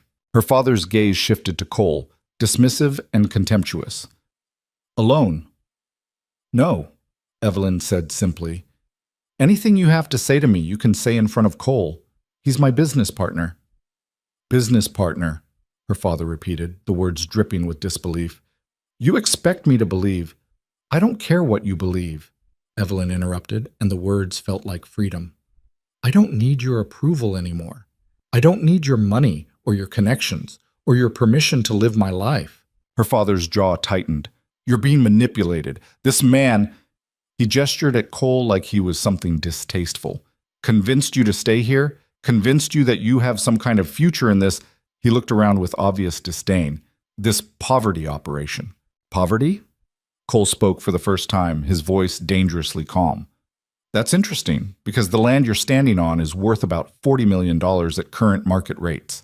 The cattle operation grosses $4 million annually with a 30% profit margin, and the breeding program we run supplies genetics to some of the top ranches in 3 states. So I'm curious what poverty you're seeing." Richard Mercer's face went very still. "You're lying. Public records," Cole said with a shrug. "Feel free to check. Or you could ask around town. People know who I am, what I've built." He stepped forward, not threatening, but absolutely solid. "You came here thinking you'd sent your daughter to suffer with some struggling farmer. Instead, you accidentally introduced her to someone who recognized her value. Someone who gave her real responsibility instead of pretty decorations to hang on the wall." Richard Mercer's face went through a series of transformations. Disbelief, calculation, and finally a cold fury that Evelyn recognized all too well. But this time, standing on Cole's porch with the late afternoon sun warming her shoulders and solid ground beneath her boots, she didn't flinch from it. "You researched me," her father said to Cole, accusation sharp in his voice. "Didn't have to. You tried to buy the Morrison property from me 3 years ago. Lost the bid by $200,000. Cole's expression remained neutral, but Evelyn caught the slight edge to his words. "Most people in the regional ag business know who I am. You just never bothered to check because you assumed anyone working a ranch had to be desperate." Her father's eyes narrowed. That was you? Bennett Agricultural Holdings? Family business? My grandfather started it, my father built it up, and I've been expanding it for the last 5 years. Cole crossed his arms. So when you called offering money to let your daughter work here as punishment, I was curious what kind of man would go to those lengths to humiliate his own child. Humiliate? Richard's voice rose. I was trying to teach her reality. She refused a perfectly good marriage arrangement to a man of standing, a 63-year-old man who wanted a trophy wife young enough to be his granddaughter, Evelyn cut in, her voice steady despite the anger burning in her chest. Harrison Caldwell has been married twice before, both times to women he discarded when they got older. He wanted me because I'd be easy to control, because you told him I would be. I was securing your future. You were selling me. The words came out flat and hard, like a business asset you wanted to liquidate. And when I said no, when I dared to have an opinion about my own life, you sent me away to break me, to make me so desperate I'd accept anything just to escape. Richard's jaw clenched. You have no idea what I sacrificed to build our family's position. The opportunities I've created for you. For you, Evelyn corrected. Everything was always for you. Your reputation, your business deals, your standing in a world that values money over everything else. She took a step forward, and this time her father was the one who shifted back slightly. But out here, I learned something. Real value isn't about how much you're worth on paper. It's about what you build, what you sustain, who you help along the way. Spare me the frontier philosophy, her father snapped. You think 2 months of playing farmhand makes you some kind of expert on life? You're still my daughter. You're still financially dependent on me. Actually, I'm not. Evelyn felt Cole's presence at her back, solid and supportive. Cole made me a partner in the ranch, 20% equity, full management authority. I have my own income now, my own assets. I don't need your money anymore. The shock on her father's face would have been satisfying if it wasn't also heartbreaking. He genuinely couldn't comprehend that someone would value her enough to give her real power. This is insane, Richard said, but his voice had lost some of its certainty. You can't just, you're throwing away your entire life for some rancher you barely know. I know him better than I ever knew the people in your world, Evelyn said quietly. He's honest. He works hard. He treats people with respect instead of using them as stepping stones. And he saw potential in me that you never bothered to look for. Potential? Her father's laugh was bitter. What potential? You have no education in agriculture, no experience running a business. She's increased our profit margin by 12% in 2 months, Cole said, his voice cutting through Richard's protests. Found new markets for our genetics, negotiated better supplier contracts, developed a marketing strategy that's already generating inquiries from buyers we've never worked with before. She's got better business instincts than most people I've partnered with over the years. And unlike some people, Evelyn added, meeting her father's eyes directly, I didn't have to crush anyone to be successful. I didn't have to manipulate or intimidate or buy my way into respect. I earned it. Richard stood there, his expensive suit looking absurdly out of place against the backdrop of corrals and cattle. For a long moment, he said nothing, and Evelyn could see him calculating, trying to find an angle, a weakness he could exploit. How much? He finally asked Cole. Excuse me? How much to dissolve this partnership? Name your price. Whatever you've invested in her, I'll double it. The words landed like a slap. After everything, after hearing what Evelyn had accomplished, her father still thought it was just about money, still thought he could buy his way out of consequences. Cole's expression went ice cold. She's not for sale. This isn't a transaction you can negotiate your way out of. Everything's for sale, Richard countered, turning his full attention to Cole now. You're a businessman. You understand leverage. I can make things very difficult for your operation if you continue to threaten me? Cole's voice dropped to something dangerous. Go ahead, try. You've got real estate holdings and development projects. I've got water rights, land access, and relationships with every major agricultural operation within 200 miles. You want to start a war, Mr. Mercer? You'll lose. Evelyn watched her father's face flush with rage. He wasn't used to being challenged, wasn't used to people who couldn't be bought or intimidated. You're making a mistake, Richard said, his voice tight with barely controlled fury. Both of you, Evelyn, when this fantasy falls apart, and it will, don't come crawling back expecting me to fix it. I won't, Evelyn said simply. Because it's not a fantasy. This is the first real thing I've ever had. Her father stared at her for a long, cold moment. Then he turned and walked back to his car without another word. The Mercedes roared to life, spraying gravel as he accelerated down the drive, and Evelyn watched until the dust settled and the sound of the engine faded completely. Then her knees gave out. Cole caught her before she hit the porch, guided her to sit on the steps. "Breathe," he said quietly. "Just breathe." Evelyn sucked in air, her whole body shaking now that the adrenaline was fading. "I can't believe I just did that." "You were amazing," Cole said, sitting beside her. "You didn't back down once." "I feel like I'm going to throw up." "That's normal. First time standing up to a bully is always rough." He wrapped an arm around her shoulders, solid and warm. "But you did it. You told him the truth, and you didn't let him make you small." Walter appeared from the barn, where he'd obviously been watching the whole confrontation. "That man's a piece of work," he observed. "But you handled him just right, Miss Evelyn. Proud of you." The simple words made Evelyn's eyes burn with tears she'd been holding back. "Thank you," she managed. "Now," Walter continued, his tone deliberately light, "we've got 30 head that need to be rotated to the south pasture before dark, and I could use both of you. Best thing for shaky nerves is honest work." He was right. An hour later, working with Cole and Walter to move cattle through the gate system they'd set up, Evelyn felt steady again. Centered, the work demanded focus, left no room for dwelling on her father's anger or the bridge she'd just burned. That night, after the cattle were settled and dinner was finished, Evelyn found herself alone with Cole on the porch again. It had become their ritual, these quiet evening conversations while the sun set and the day's work faded into memory. "Do you regret it?" Cole asked, handing her a beer. "Standing up to him like that?" Evelyn considered this question seriously. "No," she said finally. "I'm scared of what it means, of being completely cut off from my old life. But I don't regret it. For the first time, I feel like I'm living my own story instead of a role he wrote for me." "He might try to make trouble," Cole warned. "Men like that don't take rejection well." "Let him try." Evelyn took a sip of beer, savoring the cold bitterness. "I'm not going back. Whatever happens, I'm staying here." Cole was quiet for a moment, looking out at the darkening plains. "Can I ask you something?" "Always."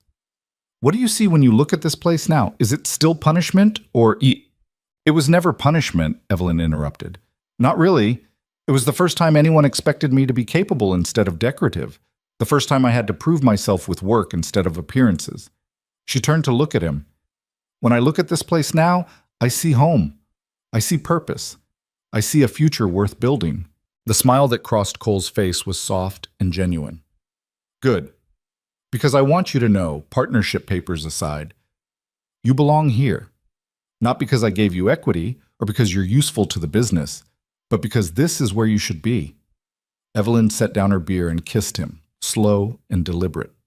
When they broke apart, she rested her forehead against his. "I love you," she said quietly.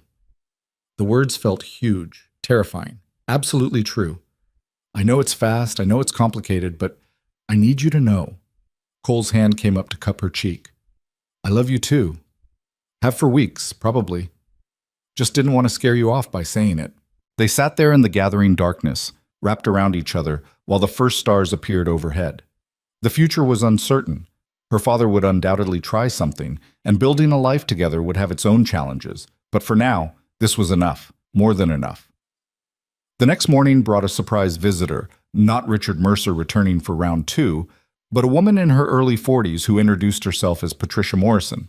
"I'm handling my late uncle's estate," she explained, standing in the ranch office, while Cole and Evelyn reviewed feed orders. "The property adjacent to your eastern boundary. My lawyer said you'd expressed interest in acquiring it." Cole straightened immediately. "The Morrison place." "Yes, I've been interested for years. Your uncle and I had talked about a potential sale before he passed."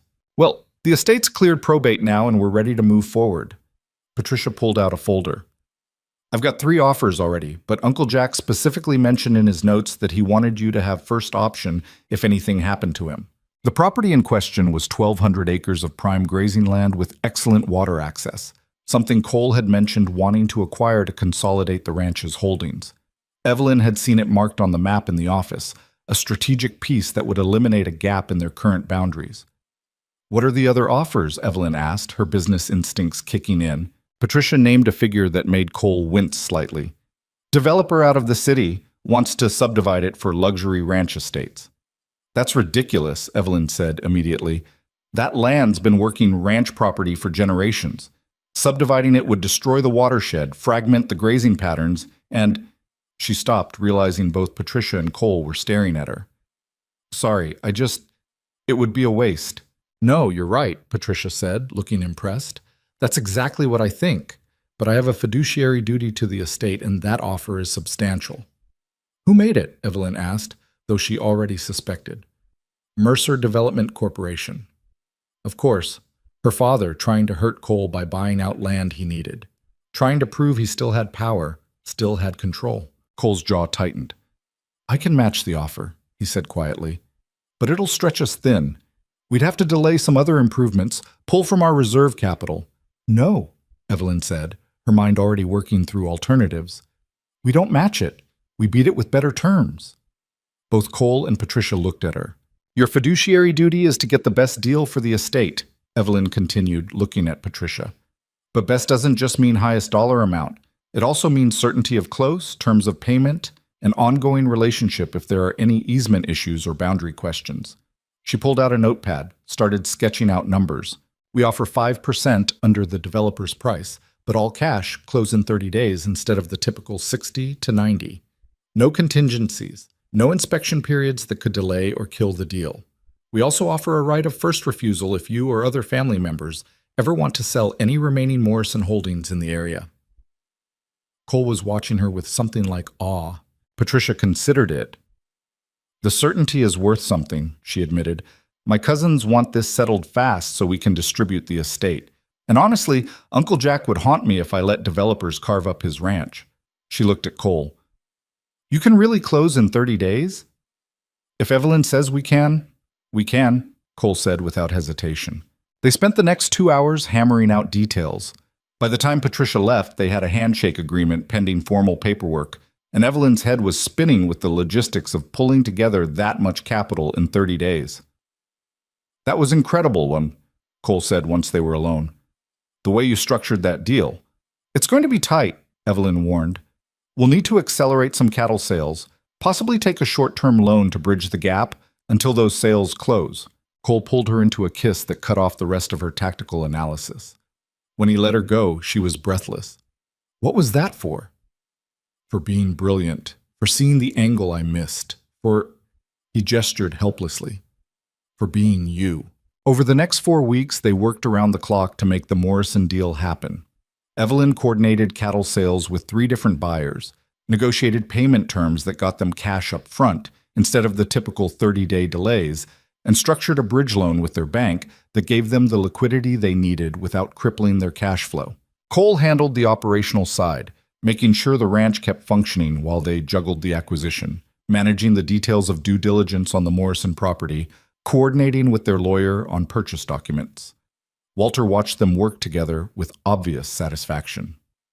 You two are like a machine, he commented one evening when they were all reviewing final numbers. Never seen a partnership click like this. She makes me better, Cole said simply. Challenges me to think bigger. You make me braver, Evelyn countered. You trusted me with real responsibility when no one else would. Walter rolled his eyes. You're both ridiculous. Now finish those projections so we can all get some sleep. The deal closed on day 29. Patricia Morrison signed the deed transfer in Cole's office, accepted the cashier's check, and shook both their hands. Uncle Jack would have liked you, she told Evelyn. He always said ranching needed more people who understood it was a business, not just a lifestyle. After she left, Cole pulled Evelyn into his arms. We did it, he said, his voice full of wonder. 1,200 acres, water rights, everything. We did, Evelyn agreed. Then, quieter. My father's going to be furious. Good, Cole said bluntly. Let him be. He tried to use money as a weapon, and you countered with better strategy. That's going to eat at him. It did. 3 days later, Evelyn received a letter. Not a phone call, not an email, but an actual formal letter delivered by courier. She read it twice, her stomach sinking, then handed it to Cole without a word. The letter was from her father's attorney. It informed her that Richard Mercer was formally disowning her, cutting her out of his will, removing her from all family trusts, severing all legal and financial ties. She had 30 days to remove her belongings from the family home, or they would be discarded. The letter ended with a paragraph that made Evelyn's hands shake. Furthermore, be advised that Mr. Mercer intends to pursue all available legal remedies regarding your current living situation, including potential investigation into whether undue influence or coercion was involved in your decision to remain at Bennett Ranch and accept partnership in said operation. He's threatening to claim I manipulated you, Cole said, his voice tight with controlled fury. That's what that legal language means. He's going to try to paint this as me taking advantage of a vulnerable woman. That's insane, Evelyn said. No one would believe. Your father's rich and connected. He can make it messy, even if he can't win. Cole set the letter down carefully, like it might explode. This is my fault. I should have seen this coming. Should have... Stop. Evelyn grabbed his hands. This is not your fault. This is my father being exactly who he's always been. A man who can't accept that he doesn't control everything. She took a deep breath. We knew this might happen. We can handle it. How? We document everything. Every business decision I've made, every dollar I've earned, every bit of equity I've received. We show it's all legitimate, all based on actual work and actual value created. Her mind was already racing ahead, building the defense. We get character witnesses from people we've worked with. We show the timeline of our relationship versus the partnership. We make it impossible for him to claim coercion. Cole pulled her close. You shouldn't have to fight your own father like this. I know, but I'm going to fight. Evelyn looked up at him. Because what we've built here is worth protecting. You're worth protecting. They spent that evening compiling documentation, partnership agreements, bank statements showing Evelyn's separate accounts and income, emails and texts showing the business decisions she'd made independently. Walter provided a detailed timeline of her work on the ranch, her growing responsibilities, the value she'd added. If it comes to it, Walter said, I'll testify. So will every hand who's worked with you. They've all seen how hard you work, how much you've learned. It won't come to that, Cole said, but he sounded less certain than Evelyn would have liked. 2 weeks later, the other shoe dropped. A private investigator showed up asking questions around town about Evelyn, about Cole, about their relationship and the business arrangement. The man was subtle, but in a town the size of Clearwater, everyone noticed and everyone talked. He's building a case, Cole said after the third person mentioned being questioned. Your father's going to try to prove I'm some kind of predator who took advantage of you. Let him try, Evelyn said, but fear was coiling in her stomach. We've got documentation. We've got witnesses. Your father's got money and lawyers and connections, Cole interrupted. And the optics aren't great, Evelyn. Rich man's daughter, sent to work as punishment, ends up in a relationship with the ranch owner and gets made a partner? I can see how he'll spin it. So what are you saying? Evelyn's voice came out sharper than she intended. That we should end the partnership? End us? No. Cole's response was immediate and fierce. I'm saying we need to be smart about this. We need to protect you legally in case this goes sideways. They hired their own lawyer, a sharp woman named Catherine Torres, who specialized in business disputes and family law. She reviewed everything, interviewed both Cole and Evelyn extensively, and finally delivered her assessment. Legally, you're on solid ground, Catherine said. The partnership is legitimate, the compensation is reasonable, and you've clearly added substantial value to the operation. But your father's going to make this about the personal relationship, not the business one. He's going to claim Cole manipulated you emotionally to get you to sign over your trust fund or inheritance rights. I don't have access to my trust fund anymore, Evelyn pointed out. He cut me off. Exactly. Which he'll claim is evidence of you being under undue influence, that you gave up your inheritance because you were being controlled. Catherine leaned back in her chair. Look, I don't think he'll win if this goes to court, but he can make it expensive and ugly, drag it out for years, damage both your reputations, tie up the ranch in litigation. What's the alternative? So Cole asked. Settlement. He wants you gone, Evelyn. He wants to be able to say his daughter came to her senses and left. You give him that narrative, he might back off. The suggestion hung in the air like poison. No, Evelyn said immediately. I'm not leaving. I'm not giving him what he wants. Even if fighting costs you everything? Catherine's expression was sympathetic but realistic. Even if it damages the ranch, hurts Cole's business, drags this out for years? Evelyn looked at Cole, searching his face. What do you want me to do? I want you to stay, Cole said quietly, but not if it destroys you. Not if fighting your father costs you more than it's worth. You're worth fighting for, Evelyn said fiercely. This place is worth fighting for. The life we're building, that's worth every bit of ugliness my father can throw at us. Cole's hand found hers across the table. Then we fight. Catherine nodded slowly. All right. Then we prepare for war, because that's what this is going to be. The next 3 months were brutal. Her father's lawyers filed preliminary motions in court. Nothing that went anywhere, but enough to create a paper trail suggesting concern for Evelyn's well-being. The private investigator continued digging, though he found nothing because there was nothing to find. People in town started treating Evelyn differently, some with sympathy, some with suspicion, all with the uncomfortable awareness of being caught in someone else's family drama. Through it all, Evelyn and Cole kept working. The ranch needed attention regardless of legal battles. Cattle didn't care about lawsuits. Fences still needed repair. Contracts still needed to be negotiated and fulfilled. But the stress was taking its toll. Evelyn started losing sleep, lying awake at night worrying about what her father might try next. Cole became quieter, more withdrawn, clearly blaming himself even though Evelyn told him repeatedly that none of this was his fault. The easy intimacy they'd built started developing cracks under the pressure. One night, after a particularly brutal day where Evelyn had been deposed by her father's lawyers for 6 hours straight, she found Cole in the barn working on a tractor that didn't need fixing. "Talk to me," she said quietly. "Nothing to talk about." He didn't look up from the engine he was pointlessly adjusting. "Cole, please." He finally stopped, set down his wrench. "I'm watching you suffer because of me, because you stayed here, because you chose this life. And I hate it. I hate that loving me is costing you your family." "He stopped being my family the minute he sent me here as punishment," Evelyn cut in. "You became my family. Walter became my family. This place, this life, that's my family now. But if I hadn't made you a partner, then I wouldn't have the equity and income that make me independent," Evelyn finished. "Cole, you gave me power, real power over my own life. Yes, my father's trying to punish me for using it, but that doesn't mean you were wrong to give it to me." Cole pulled her into his arms, holding her tight enough that she could feel him shaking. "I just want this to be over. Want to get back to us, to building this place together, without all this hanging over our heads." "It will be," Evelyn promised, though she wasn't sure she believed it. "My father will run out of legal options eventually, and when he does, we'll still be here, still standing." But the cost of standing kept climbing.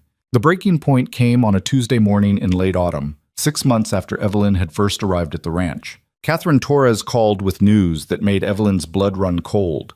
Her father had found a new angle. He was threatening to file a lawsuit, not just against Evelyn, but against the ranch itself, claiming that Cole had essentially stolen his daughter through emotional manipulation and that the partnership agreement was fraudulent.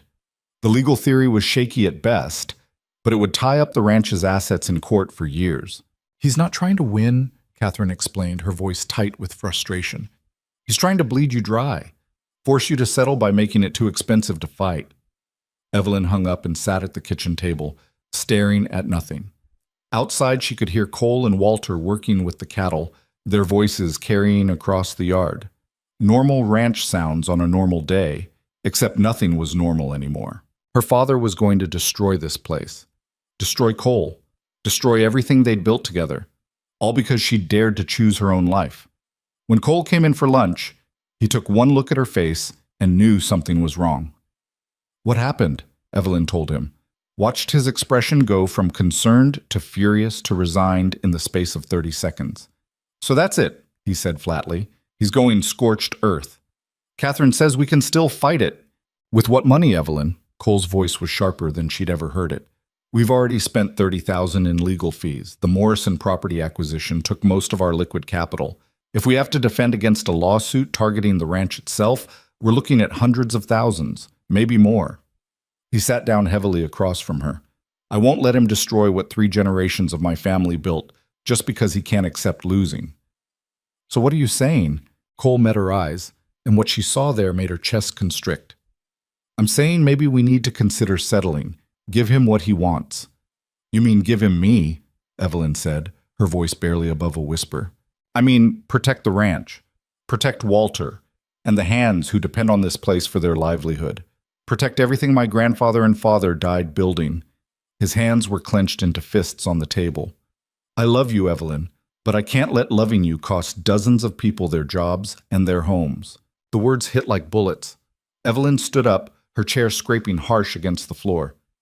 So that's it? 6 months of telling me I belong here, of making me believe I was worth fighting for, and the second things get hard, you're ready to send me back? That's not fair. Fair. Evelyn's voice rose. You want to talk about fair? I gave up everything for this. My family, my inheritance, my entire past life. I fought my father, stood up to him for the first time in my life, because you made me believe there was something here worth fighting for. And now you're telling me it was all conditional? That I'm only worth keeping around if it doesn't cost too much? Evelyn? No. She was shaking now, tears burning hot behind her eyes. You don't get to make me feel valuable and then treat me like a liability the minute things get complicated. She turned and walked out, not caring that she was still in her house slippers, not caring about anything except getting away from the look on Cole's face that said he'd already made his decision. She ended up in the barn, in the tack room where she'd sheltered during that first storm. It felt like a lifetime ago instead of 6 months. Back then, she'd been terrified and uncertain, but also hopeful. Now she was just tired. Walter found her there an hour later. Cole's tearing himself apart out there, the older man said, settling onto the bench beside her. Broke a fence post with his bare hands. Haven't seen him that upset since his father died. Good, Evelyn said bitterly. He should be upset. He's giving up. Is he? Walter's tone was mild. Or is he trying to protect the people he's responsible for? By sacrificing me. By trying to make an impossible choice between two things he loves. Walter sighed. I've known Cole since he was born. Watched him grow up under the weight of expectation, knowing this ranch would be his responsibility someday. He takes that responsibility seriously, maybe too seriously. To him, protecting this place isn't just about land and cattle. It's about honoring his father's memory, his grandfather's legacy. It's about the families who depend on this operation. And I'm not family? Evelyn's voice cracked. After everything? You are. That's why this is killing him. Walter turned to look at her. But here's what you need to understand. Cole's been carrying this place alone for 5 years, making every decision, bearing every burden. He's not used to having a partner, not used to someone else being willing to share that weight. So when things go bad, his instinct is to protect everyone else by taking the hit himself. Even if it means losing me, especially if it means losing you, because in his mind you're better off without the burden of this fight. Walter shook his head. The man's an idiot when it comes to his own happiness. Always has been. Evelyn wiped her eyes roughly. So what am I supposed to do? Fight for him the way he's been fighting for you. Show him you're not going anywhere, no matter what your father threatens. Make him understand that you're partners. That means you face this together or not at all. She found Cole in the far pasture, supposedly checking fence line, but really just standing there staring at the mountains. Evelyn walked up beside him, and for a long moment neither of them spoke. I'm sorry, Cole said finally. What I said, it came out wrong. Did it? Evelyn kept her eyes on the horizon. Or did you mean exactly what you said? That when it comes down to it, the ranch is more important than I am? That's not... Cole turned to face her. Evelyn, this place is everything to me. It's my family's legacy. I know what it is, Evelyn interrupted. I've been working alongside you for 6 months. I know every inch of this land, every head of cattle, every debt and asset and responsibility. I know what it means to you. She finally looked at him. But Cole, I'm not asking you to choose between me and the ranch. I'm asking you to let me stand with you, to trust that we're strong enough together to face whatever my father throws at us. And if we're not, if fighting him bankrupts us, destroys everything, then we rebuild, Evelyn said simply. Together. That's what partners do. Cole stared at her. You'd risk everything, Even knowing you could just walk away, settle with your father, probably get your inheritance back. I don't want his money. I never did. Evelyn moved closer, took his hands in hers. I want this. Us. The life we're building. And yes, my father is going to make that expensive and ugly and hard. But nothing worth having comes easy. You taught me that. Something shifted in Cole's expression, the resignation falling away, replaced by the fierce determination she'd come to recognize. Okay, he said quietly. Okay. We fight. Together. Together. They kissed there in the pasture with the wind picking up and storm clouds gathering on the horizon, and Evelyn felt the last piece of her old life fall away. She wasn't Richard Mercer's disappointing daughter anymore. She was Evelyn Mercer, rancher and businesswoman and partner to a man who was finally learning he didn't have to carry everything alone. That night, they called Catherine and told her to stop exploring settlement options. They were going to fight, whatever it cost. All right, Catherine said, and Evelyn could hear the approval in her voice. Then let's go on offense. I'm tired of playing defense against your father's threats. Over the next week, Catherine built a case that turned Richard Mercer's strategy inside out. Instead of defending against claims of manipulation, they went after him for harassment and abuse of legal process. They documented every threatening letter, every baseless claim, every expensive legal maneuver designed solely to intimidate. But the real turning point came from an unexpected source. Patricia Morrison called Evelyn directly, her voice tight with barely controlled anger. I just got contacted by your father's people. They offered me double what you paid for Uncle Jack's land if I'd testify that the sale was suspicious, that maybe you and Cole had pressured me into accepting your offer. Evelyn's stomach dropped. What did you say? I told them to go to hell, Patricia said bluntly. But then I started thinking, if he's desperate enough to try bribing me into false testimony, what else is he doing? So I made some calls. Turns out I'm not the only one he's approached. Over the next 3 days, Patricia helped Catherine build a file of people Richard Mercer had tried to bribe, intimidate, or manipulate into supporting his case against Evelyn and Cole. Land sellers, business contacts, even former employees of the ranch who'd moved on to other jobs. All of them had been offered money or threatened with vague legal consequences if they didn't cooperate. This is witness tampering, Catherine said, her eyes gleaming with professional satisfaction. This is abuse of process. This is exactly what we need. She filed a motion with the court, attaching sworn statements from everyone Richard had approached. The motion didn't just defend against his claims. It argued that Richard Mercer was engaging in a calculated campaign of harassment against his daughter for the crime of choosing her own life. The response was swift and brutal. A judge ordered Richard to appear for a hearing to explain why he shouldn't be sanctioned for his conduct. His lawyers scrambled to distance themselves from the witness tampering allegations. The private investigator suddenly became unavailable for comment. And then, unexpectedly, Richard Mercer himself called Evelyn. She almost didn't answer, but something, curiosity, the need for closure, maybe just the desire to hear him admit defeat, made her pick up. Evelyn, her father's voice sounded older, tired in a way she'd never heard before. We need to talk. I'm listening. Face to face, tomorrow. There's a cafe in Clearwater. I'll meet you there at noon. Why should I? Because I'm offering to end this, Richard said quietly. No more lawsuits, no more investigators, no more threats. We end it tomorrow, or it goes on forever. Your choice. He hung up before she could respond. Cole wanted to come with her, but Evelyn refused. This is something I need to do alone. Whatever he has to say, I need to hear it without you there as a buffer. I don't like it. I know, but trust me. I can handle my father now. The cafe was small and neutral. Not Evelyn's territory, not Richard's. When she arrived, her father was already there, sitting in a back booth looking profoundly out of place in his expensive suit among the ranchers and farmers in their work clothes. He'd aged, Evelyn realized as she slid into the seat across from him. The lines around his eyes were deeper, his hair grayer. He looked like a man who'd been fighting a war and losing. You look good, Richard said finally. Healthy, strong. Ranch work will do that. Evelyn kept her voice neutral. You said you wanted to end this. So end it. Richard pulled out a folder, slid it across the table. Dissolution of all legal actions. Acknowledgement that you're an independent adult capable of making your own decisions. Agreement that I won't pursue any further litigation against you or Bennett Ranch. Evelyn opened the folder, scanned the documents. They said exactly what her father had described, a complete surrender. What's the catch? She asked. No catch. I'm dropping everything. Richard's hands were clasped on the table, and Evelyn noticed they were shaking slightly. My lawyers told me that if I continue this fight, the judge is likely to sanction me. Could damage my business reputation, maybe even lead to ethics complaints. The smart move is to walk away. The smart move, Evelyn repeated. That's all this is? Risk management?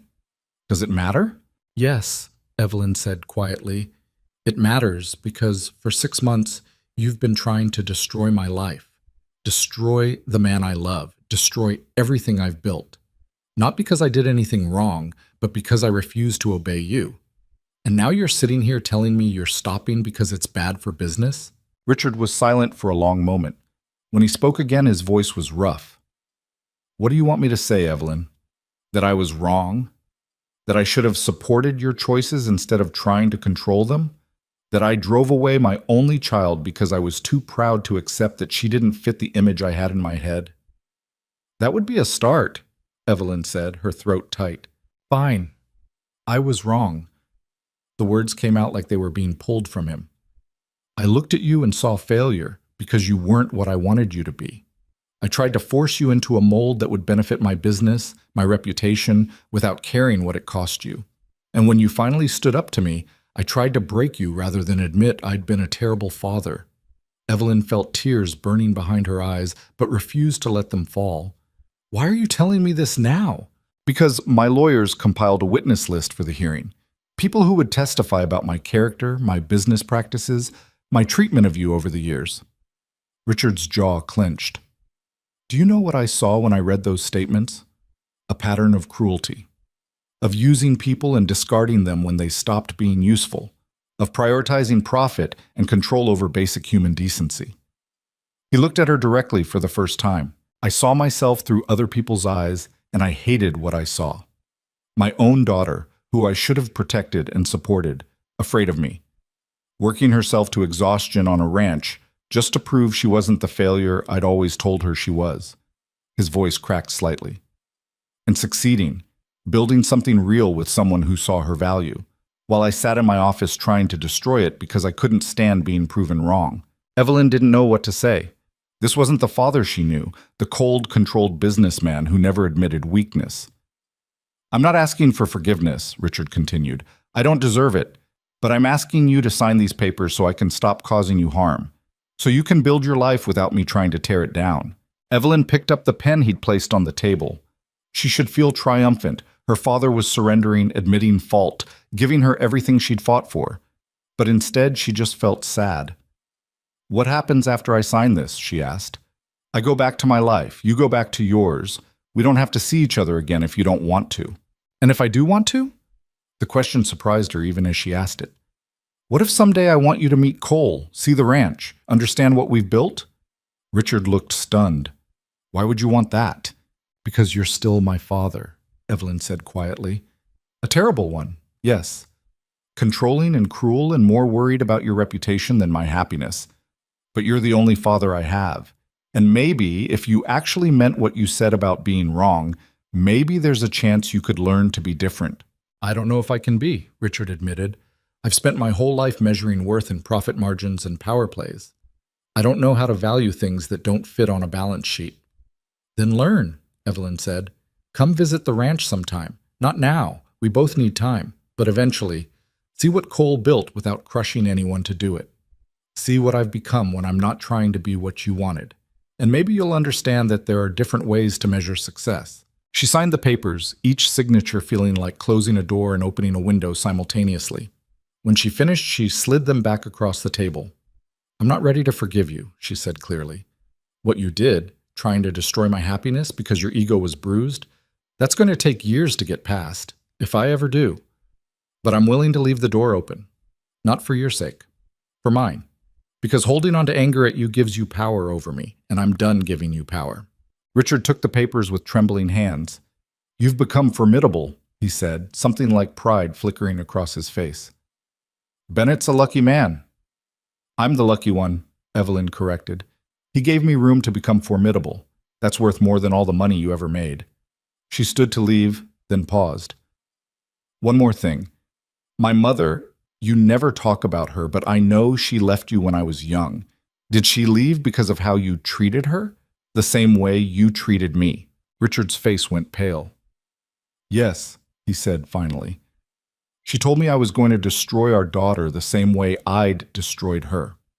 I told her she was being dramatic. She left anyway, and I spent the next 20 years proving her right. Where is she now? I don't know. She asked me not to contact her, and I honored that much at least. He met Evelyn's eyes. But if you want to try to find her, I have a PI who could— No, Evelyn said firmly. If she wants to be found, she knows where to look. I'm not going to invade her privacy the way you invaded mine.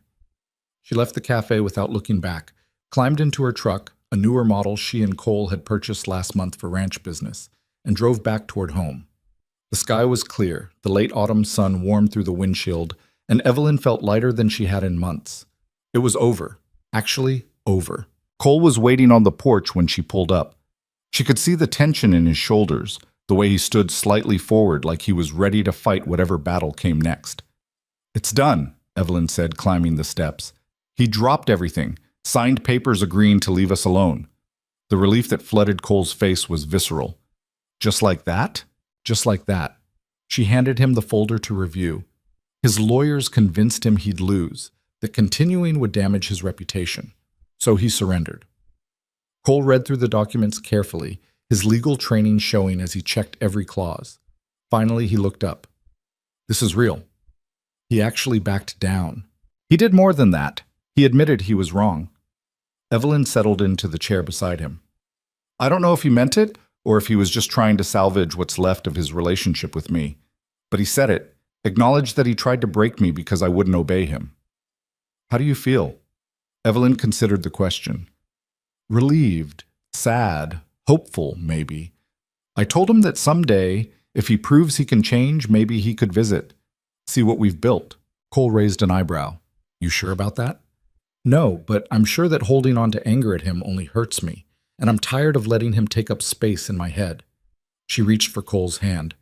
I want to focus on us, on the ranch, on building something good instead of fighting something bad. Then that's what we'll do. Cole pulled her close, and she rested her head on his shoulder, watching the sun sink toward the mountains. The next 6 months passed in a blur of growth and change. With the legal battle resolved, they could finally focus on expanding the operation. The Morrison property integration went smoothly, adding significant capacity to their breeding program. Evelyn's marketing initiatives started paying off. They had buyers from 4 states now, some willing to pay premium prices for Bennett genetics. In the spring, they hired 3 new ranch hands to manage the expanded operation. Evelyn took charge of training them and discovered she had a talent for teaching, breaking down complex ranch operations into understandable steps, the way Cole and Walter had done for her. Walter, watching her work with a young hand who was struggling with cattle handling, shook his head with a smile. Remember when you showed up here in heels and a fancy dress, terrified of the cows? I prefer not to, Evelyn said, but she was grinning. You've come a long way, Miss Evelyn. Your father, wherever he is, he's missing out on watching his daughter become someone remarkable. The comment made her think. She hadn't heard from Richard since that day in the cafe. Part of her wondered if he ever thought about her, if he regretted how things had ended. But mostly, she was too busy living to worry about it. Then on a warm June evening, a car pulled up the drive. Not a Mercedes this time, a more modest sedan. And the man who emerged wasn't Richard Mercer. He was younger, maybe mid-30s, wearing slacks and a button-down shirt that said business professional but not trying too hard. He approached the porch where Evelyn and Cole were reviewing the day's work. Evelyn Mercer? He asked. That's me. Can I help you? My name is David Chen. I'm your father's executive assistant. He pulled out an envelope. He asked me to deliver this personally. Evelyn took the envelope warily. Why didn't he come himself? He said you'd probably prefer it this way. Less pressure. David's expression was carefully neutral. For what it's worth, I've worked for Mr. Mercer for 8 years, and I've never seen him like he's been these past few months. Whatever happened between you two, it changed something in him. After David left, Evelyn opened the envelope. Inside was a letter, handwritten, not typed, in her father's precise script. Evelyn, I am not good at apologies, as you know. I am better at building things than maintaining them, better at acquiring than nurturing. These are flaws I am trying to correct, though I suspect I am too old and set in my ways to fully succeed. I have been watching from a distance, not intrusively. I promised I would leave you alone, and I have kept that promise. But business circles talk, and I hear things. About Bennett Ranch's expansion, about a young woman partner who has transformed their market presence, about innovative breeding programs and distribution networks that have other ranchers scrambling to keep up. I hear about you, in other words. And every report makes me more aware of what I threw away when I tried to force you into a mold you were never meant to fit. You told me I could visit someday if I learned to be different. I'm not there yet. I may never be. But I'm trying. I sold the company last month. Mercer Development is now under new ownership. I kept enough money to live comfortably and gave the rest to charities focused on helping young women escape controlling family situations. It felt appropriate. I'm learning to measure success differently. It is harder than any business deal I ever negotiated. If you're willing, I would like to meet Cole. Not now, I understand I need to earn that right. But perhaps next year when I have had more time to become someone worthy of being called your father. Until then, I want you to know that I am proud of you. I should have said it years ago, should have been saying it your whole life. You are everything I taught you not to be, kind, collaborative, willing to build people up instead of tearing them down. And you are better for it. Be happy, Evelyn. You deserve it. Your father, Richard. Evelyn read the letter twice, then handed it to Cole without a word. She watched him read, saw his eyebrows raise at certain parts. He sold his company, Cole said finally. That's his entire identity. I know. Think he means it? About trying to change? I don't know, Evelyn admitted. But he took the first step. That's something. Cole handed back the letter. What are you going to do? Nothing right now. Let him prove he means it. Maybe next year, like he said, we'll see where he is. She folded the letter carefully. But Cole, I think I want to try. Not for him, for me. So I can look back in 20 years and know I gave him the chance to be better. Then we'll try, Cole said simply. Together. The word had become their anchor. Together. Through storms and legal battles, through expansion and growth, through fear and triumph. Together. That fall, they got married. Nothing fancy, just a simple ceremony at the ranch with Walter officiating and a handful of friends and neighboring ranchers attending. Evelyn wore a simple white dress and her work boots. Cole wore new jeans and a pressed shirt and looked at her like she was the only person in the world. You ready for this? He asked as they stood before Walter, the sun setting orange and gold behind them. I've been ready since you first told me I was worth something, Evelyn said. The vows were traditional but felt revolutionary, to honor and cherish in good times and bad, as equals and partners, to build a life rooted in respect and trust instead of control and fear. When Walter pronounced them married, the small crowd cheered. Someone had brought champagne. There was food and music and dancing on the porch while the stars came out. Later, much later, Evelyn and Cole stood at the edge of the porch watching the last guests leave, Walter's cabin lights flickering on as he headed to bed. What are you thinking? Cole asked. That a year ago I was a different person, scared and small and convinced I was worthless. Evelyn leaned against him. And now I'm standing here on land I help manage, married to a man who sees me as an equal, looking at a future I actually want. Your father tried to break you by sending you here. Instead, he freed me. Evelyn smiled. Ironic, isn't it? His attempt at punishment became the greatest gift anyone ever gave me. The chance to discover who I actually am when I'm not performing for someone else's approval. Cole turned her to face him, his hands gentle on her shoulders. And who are you, Evelyn Bennett? She'd taken his name, another choice that was hers to make. It felt right, not erasing who she'd been, but claiming who she'd become. I'm a rancher, she said, a businesswoman, a wife, a partner in every sense of the word. I'm someone who works hard and builds things and treats people with dignity. She met his eyes. I'm strong, not perfect, not unbreakable, but strong enough to face whatever comes next. Your father and grandfather built this ranch with their hands and their determination. We're going to keep building it together. Together, Cole agreed, and kissed her under the vast western sky. 2 years later, the ranch had doubled in size.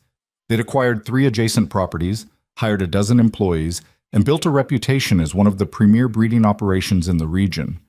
Evelyn managed the business side, while Cole oversaw operations, and their partnership had become the template for how they did everything. Walter retired, sort of. He still showed up every morning to offer advice and criticism in equal measure, but he'd moved into a smaller cottage on the property and spent his days training the next generation of ranch hands. And one afternoon in early spring, a familiar sedan pulled up the drive. Evelyn was in the office going over supply contracts when David Chen appeared at the door. But this time Richard Mercer was with him. Her father looked different. Older, yes, but also softer somehow. He wore slacks and a simple shirt. Expensive, but not ostentatious. And when he looked at her, there was uncertainty in his eyes instead of the cold assessment she remembered. "Hello, Evelyn," he said quietly. "Father?" She stood but didn't move toward him. "This is a surprise. I should have called, but I thought—" He stopped, seemed to struggle with words. "I thought if I called, you might say no. And I needed to see you, to see this place, to understand what you've built." Cole appeared in the doorway, and Evelyn saw her father's spine straighten automatically, a businessman's instinct to assess potential threats. But Cole's expression was neutral, waiting for Evelyn's lead. "Cole, this is my father, Richard Mercer. Father, this is my husband, Cole Bennett." The 2 men shook hands, and Evelyn watched her father's reaction. She saw him notice Cole's calloused hands, the evidence of real work. Saw him take in the confident bearing, the way Cole stood beside Evelyn instead of in front of her. "Bennett," Richard said, "I owe you an apology. The things I said about you, the assumptions I made, were wrong," Cole finished. "Yeah, they were, but you figured that out eventually. That's something." There was a moment of tense silence. Then Richard said, "Would you show me around? The ranch, I mean. I'd like to understand what you've built here." Evelyn and Cole exchanged a glance. Then Evelyn nodded. "All right, but Father, this isn't a social call. If you're here to judge or criticize, I'm here to learn," Richard interrupted. "Nothing more." They spent the next 3 hours walking the property. Richard asked questions, genuinely interested questions about breeding programs, land management, market strategies. He listened when Evelyn explained the expansion they'd undertaken, the innovations they'd implemented. He watched her interact with the ranch hands, saw the respect they showed her. At one point, watching Evelyn negotiate with a cattle buyer over the phone, firm but fair, getting the price she wanted while maintaining the relationship, Richard turned to Cole. "She's remarkable," he said quietly. "Yeah, she is," Cole agreed. "Always was. You just never looked." "I know." Richard's voice was rough. "I spent 23 years trying to make her something she wasn't, and it took losing her completely to realize what I had." They ended the tour at the house. Walter had apparently been watching from his cottage, because he appeared with coffee and the homemade cookies he'd started baking in retirement.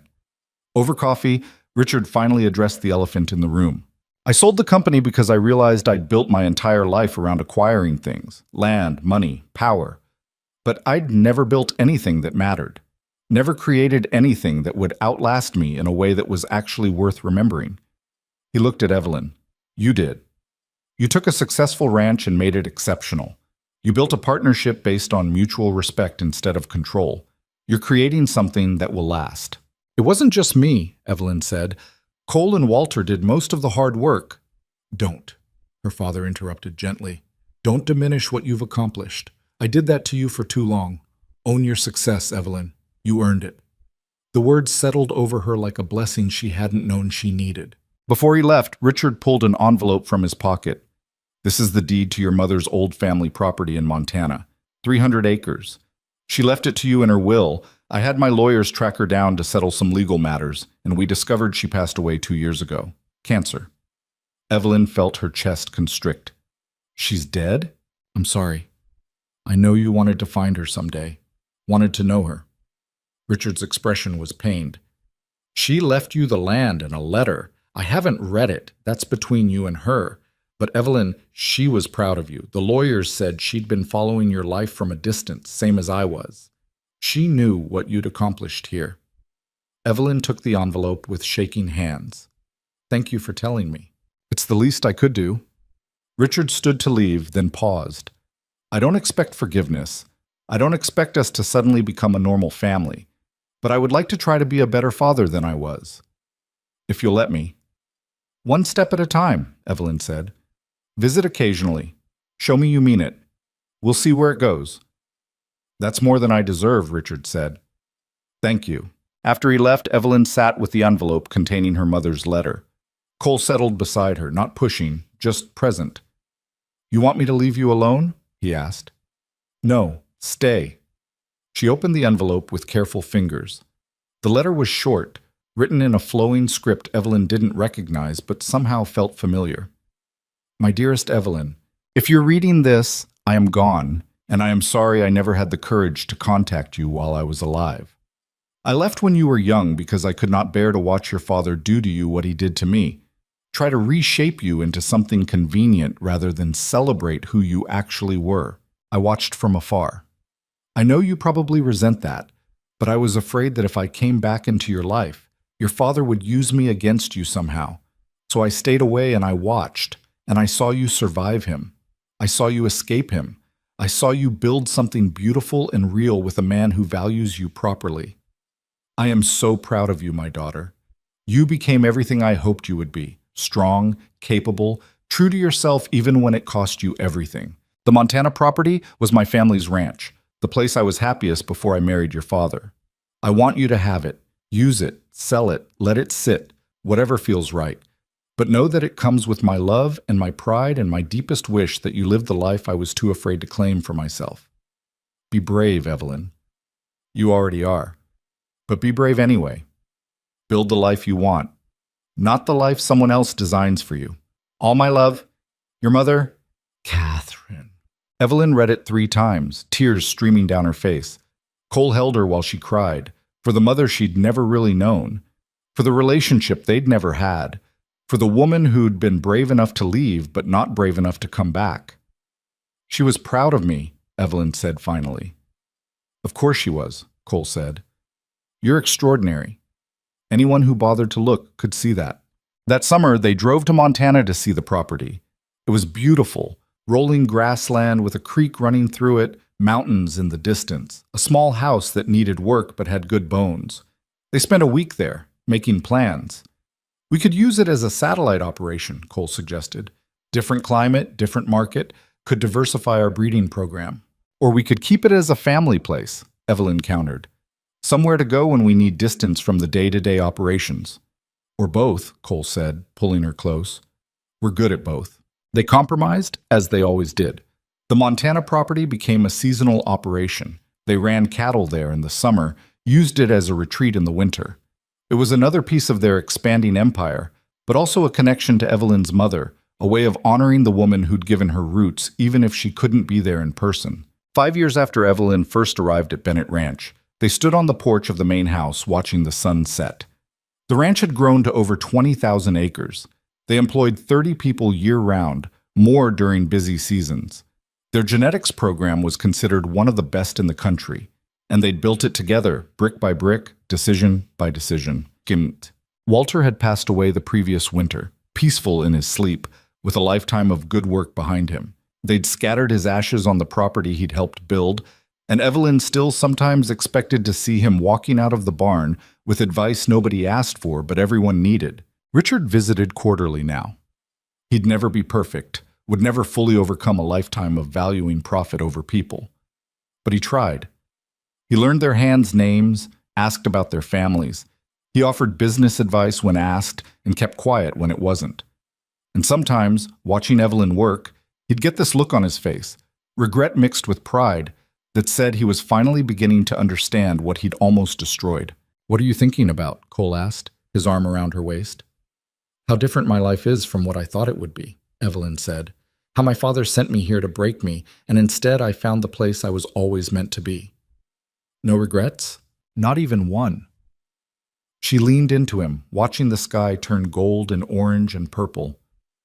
Sometimes I think about that scared girl who showed up here in heels and a fancy dress, thinking her life was over. And I want to tell her that it's just beginning, that the punishment she's dreading is actually salvation. She wouldn't have believed you, Cole said. No, she had to live it to understand, Evelyn smiled. Had to learn that strength isn't about being perfect or controlled. It's about being willing to get dirty, to fail, to try again, to build something real instead of maintaining a beautiful illusion. Cole turned her to face him, his hands gentle on her shoulders. You know what I think? I think you would have found your way eventually, with or without this place. Because the strength was always in you. You just needed permission to use it. Maybe, Evelyn said. But this place gave me more than permission. It gave me purpose. It gave me you. It gave me proof that I was worth more than I'd been told my whole life. You were always worth everything, Cole said fiercely. I just helped you see it. They kissed as the sun disappeared behind the mountains, painting the sky in colors that seemed impossible but were absolutely real. Below them, the ranch spread out in all directions. Land they'd fought for, cattle they'd raised, a legacy they were building together. Evelyn had learned something in the years since leaving her father's world. Real power wasn't about control or domination. It was about creating space for things to grow. Real success wasn't measured in money or status. It was measured in lives improved, in relationships honored, in land well stewarded and passed on better than you found it. Her father had tried to teach her that worth came from appearance, from connections, from being what other people wanted. But this ranch, this life, this man beside her, they'd taught her the truth. Worth came from showing up, from doing the work even when it was hard, from treating people with dignity and building something that mattered. The frontier had stripped away every lie she'd been told about herself. In the harshest place imaginable, she'd discovered that she was capable of far more than anyone, including herself, had believed. And in doing so, she'd built a life richer than anything money could buy. The woman who'd arrived here broken and afraid was gone. In her place stood Evelyn Bennett, rancher, businesswoman, wife, and living proof that the strongest people aren't the ones who never fall. They're the ones who fall, get up, and keep building anyway. As darkness settled over the ranch and the first stars appeared overhead, Evelyn felt the truth of it settle into her bones. This was home. This was family. This was the life she'd chosen, fought for, and earned. And it was exactly enough.